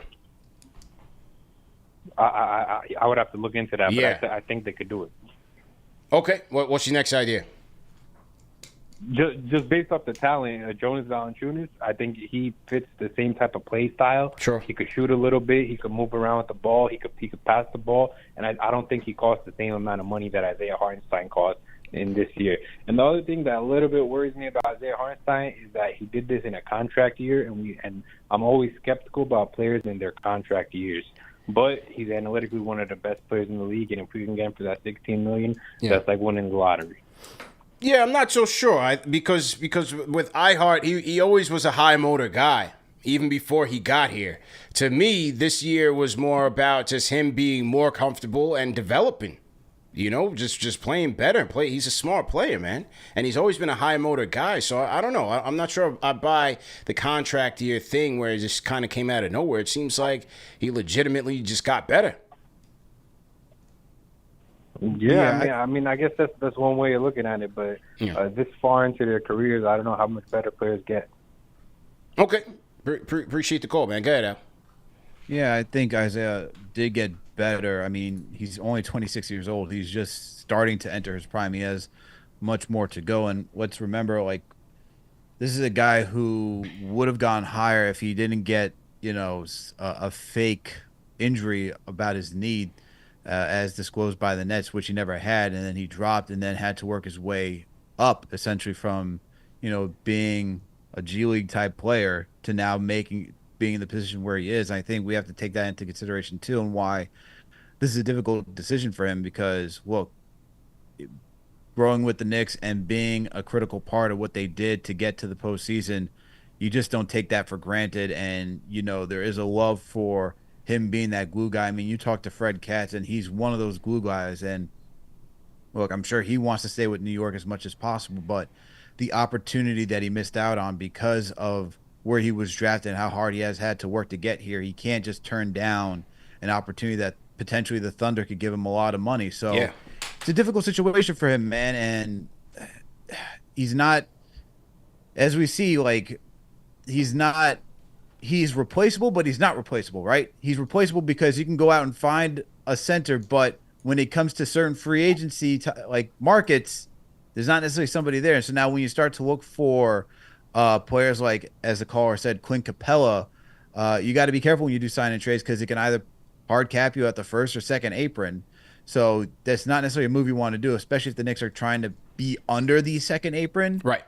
For them, it doesn't make sense to do a sign and trade. It just makes sense, like I said. If you're going to be a second apron team, though, like, just go out and sign Isaiah at this point. It doesn't really matter. But there's too many moving pieces for just to get Isaiah back, man, where this is where the Mitchell Robinson rumors of him being in trade rumors came up because, I could see the Knicks valuing Isaiah Hartenstein more just for his well-roundedness with that starting five. It's difficult, man. It's tough because as a Knicks fan, I want to see this team just run it back, right? Yeah, you get Bridges, now I want to see them run it back, be that strong team to go against teams like Boston and Philly in the postseason, see who they face, whoever it may be in the finals. But if they get there, this is tough, man. This is Tough absolutely biz. tough. Tough biz. Let's go to Roxo the Clown on the Discord. Roxo the Clown. Go ahead and unmute your mic. What's good, guys? How you doing? How you doing, man? What's your name? Where you calling in from? From Westchester, but I'm at the Delaware Beaches for the summer. Anyway, 914. rapid fire 1 point. Y'all are gonna laugh. I'm gonna get tomatoed. Yeah. Steal to look out for on the minimum, I think, is James Weissman. Okay. The dude put up 25, 9, and 5 against a fully loaded Celtics. I'm just saying, I think that's someone that, he's still good on defense. He's still athletic. He just hasn't had the right coach. Okay. All right. So he wants to take a flyer on Wiseman, I don't necessarily think that's the worst idea. It's not the worst idea. Maybe he just hasn't found his fit. He's still a very young player, and he the Golden State thing, I clearly wasn't a fit. Then he went to the Night's Watch, which is the worst fit. Shout out to Quentin Grimes for getting up out of there. Detroit might be the worst place. That's where players go, where careers go to die. So, hey, he is 23. Could he be a guy that could be had on a vet minimum? It's not the worst idea. Not bad. I would say that the issue with going with Wiseman is that this team is ready to go now. Yeah. Right? Right. And, like, Wiseman needs time to develop. Right. We don't have time for that. If let's say Wiseman went to a team like the Cavs with Atkinson, maybe that would work, even though they're in a position where they got to win now too. Like, they have to prove to the Spider that, hey, we're worth the time. Yeah. We got to figure something out. But Atkinson, known as a guy who's developed players, maybe that could be a situation. And maybe if they trade Jared Allen eventually, who knows? He might have an opportunity. Yeah. And that's what I'm saying. Like, but he has to look for a situation like that, where you can go to a winning team with a foundation that, is on that trajectory. Like, if this was last season, I would say yes. Bring Wiseman in, maybe Tibbs can work something out, and then that would be okay, because the Knicks, it wasn't like, all right, we're all in right now. This is a championship built team. This is a championship roster. We got to go. Mm-hmm. Right? I would have said fine last season. This right now, if you lose a Hartenstein, you need somebody who's ready to execute, understands the course of an 82-game season, understands what it means to go through the postseason, because it's different conditioning. It's a different mindset. You have to be bought in. I don't know if Wiseman is ready for that, even though he was on the Warriors, because it didn't work out there. Yeah. All right, here we go. A little woes water pistol, if you will. A little water balloon. Paul George's agent, Aaron Mintz of CAA, and Clippers president Lawrence Frank had a conversation a short time ago that resulted in no new movement on a deal and an acknowledgement by both that George is unlikely to return to the Clippers. The Clippers' exit leaves the 76ers as the frontrunners to land Paul George on a free agent deal. The Sixers contingent is set to meet with George tonight. So Paul George to the Clippers, to the Sixers. There we go. Clearly the Clippers didn't want to give him the extra year. And he's taking his talents to Philly, man. So that's a three-headed monster. Maxey, Embiid, Paul George in the Atlantic versus the Knicks. Here we go. Get your popcorn ready. The East is getting loaded. And for round one, not playing in the first round, Paul George, Joel Embiid and Paul George. Tyrese Maxey set to do it all by himself. Again. And he. And Kelly Oubre. It's Tyrese Maxey and the Kelly Oubre show. I can't wait, man. But hey, all right. So there it is. He wanted his money, and he's going to go to Philly and get the money. It was a match made in heaven. And what was up with the Shams? See, this is the whole thing with the whole woes and Shams thing, and why, like, I just don't buy into it that these guys... The other day, Shams is reporting that the 76ers have cooled off on Paul George. I never believed that for 1 second. I thought that was all cap. It made no sense. They needed him. They had the cap space to go get him. And they were a front runner then. They were a front runner now, and now they're going to get him. Here's the thing, CP. Look, we know teams like to do this where it's like, oh, well, we've lost interest in this to cool the market down because you know how other teams are like, oh, you're interested in Paul George? Let's make a run so that way you spend more money and ruin your caps. Look, this is essentially, there's so many levels to, how free agency works. It's not only the team that's like, I need that player because it makes it better. Sometimes you get involved on deals because you want to make that ante go up, right? You want to not necessarily put all your chips in, but you want to make sure the other guy is like pushing enough chips in that you break the bank. So, look, I could see why more is like, I want Mood to be slick. Hey, we're not interested in Paul George anymore. It's like, come on, man. You guys need Paul George like a fish needs water. Like, stop with this. All right? We know you need a wing. It wasn't Tobias Harris, okay? Nah. Once again, 0 and 29 minutes. You know you need somebody. But if you want to pay that guy, by the way, a guy who has not played, let me pull up the stats. Paul George has missed so much time when he was on the Clippers, man. He has not this is the first time he's played over 70 games. Yeah. This is his first season playing over 70 games for the Clippers. 74 this season, last season 56, 31 the year before, 54 the year prior, and even during the COVID season where it was stopped short, he only played 48 games. They are about to max out a 34-year-old Paul George. Maxey's going to get his bag. And this is it. This is the team the Sixers are going with. And so you talk about a team that's about to be hard capped, right? Because you got Embiid, you got Maxey, now you got Paul George because they're going to pay him.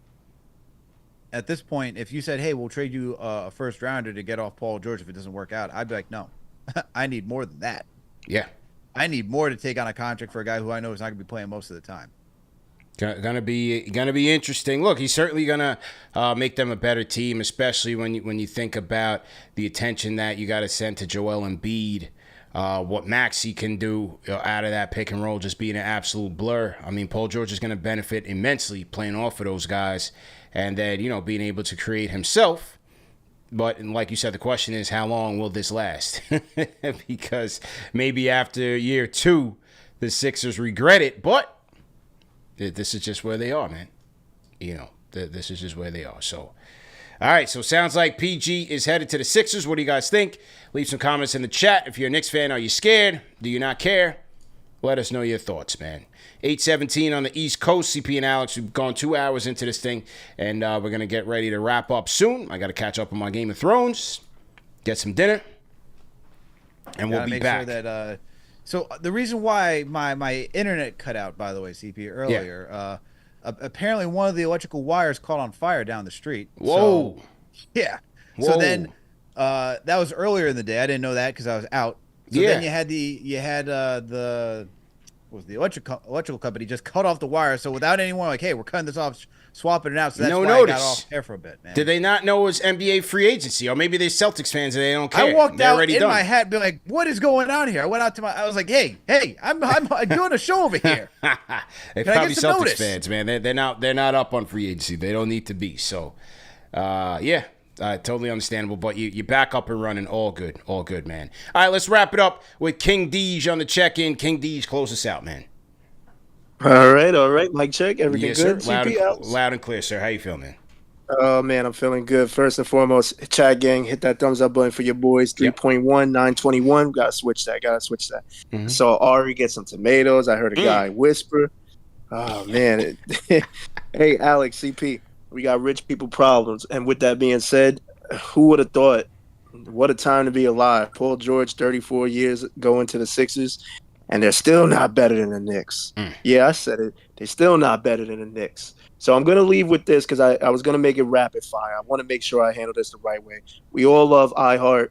We'll salute him if he leaves. We'll make sure that the day that he comes back, a round of applause. So I'm trying, first and foremost, I'm trying to make sure I can convince him.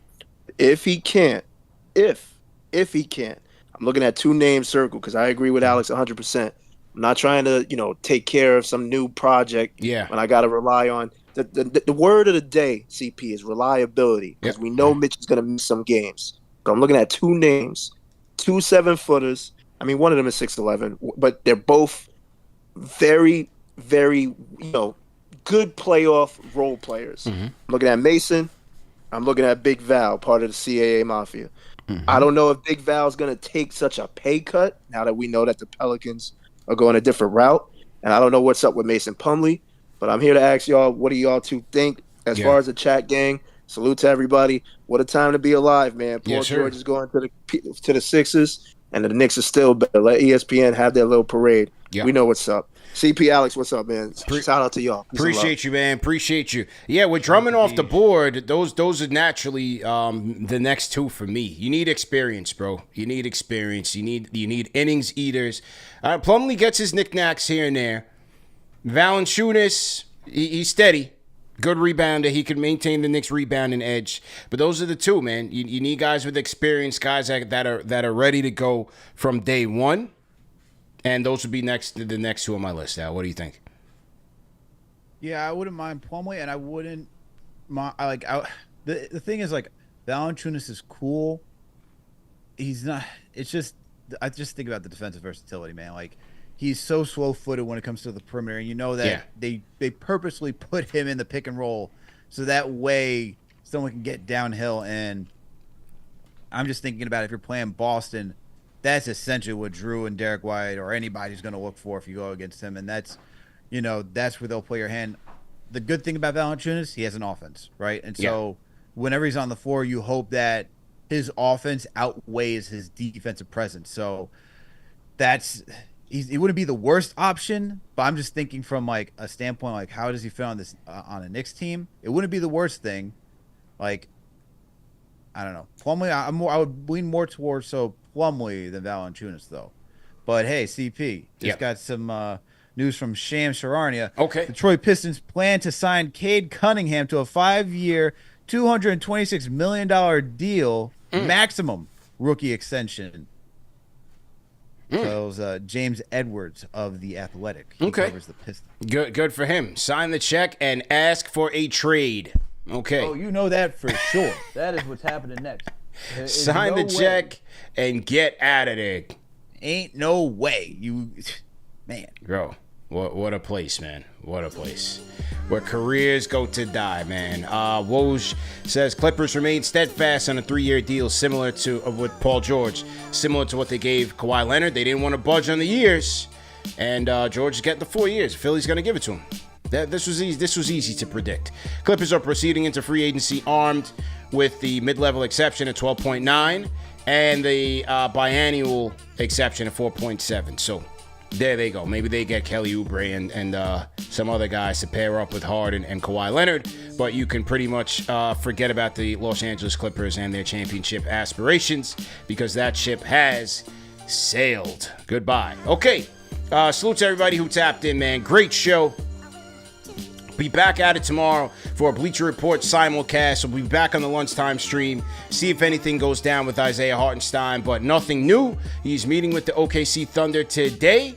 We're also hearing that the Magic are interested. Does that change with their acquisition of Kentavious Caldwell-Pope? We also heard that Detroit could be interested because they're going to have money to spend, and they could probably give him the most money there. So let's see what happens. Jay from PR, appreciate it. No, you're not team hashtag new. We definitely appreciate the support. Shout out to the Haiku homie, man. Says Pac Home Dadiet, Taco Falls, Shane Battier, and 3 Scrubs with a great name. Nice. Shout out to the Haiku homie, man. The Realness, Al, $10 super chat. Says, iHeart's IG captions pertaining to the Knicks always say family over everything, FOE. He better walk it like he talks it or he's going to get tomatoes when he comes to the garden. What's up? Oof. No, I'm just. Yeah. Got to be careful, man. These people don't miss anything. Janelle Torre, $5 super chat, says, yo, CP, if we lose iHeart, there's always Renum spoons. Shout out to Janelle. Oh, man, shout out to that Martin reference for sure. Okay, great show, man. Remember that the show's available in audio podcast format, man. No reason to miss it. If you did, shout out to the replay gang, man. Just hit the reset button, the rewind button, and catch us on the replay gang. Support our sponsors. Go to manscaped.com. Use our code KFTV for 20% off plus free shipping. Ladies and gentlemen, hit the like button, hit the share button, subscribe to the channel. We've been going crazy since the offseason, man. We are over 80,000 subscribers and on our way to 100 before the season starts, man. So like, share, and subscribe. It goes a long way. Continue to watch. Leave us some comments. We'll hit you guys back. And we appreciate all the support, man. TM, we out of here. Gamble, we out of here. Ryan Manimal, Chuck D, we are out of here. Tyler, Jalen, the whole squad. Al, great show. Appreciate you, Tommy Beer. We out of here, man.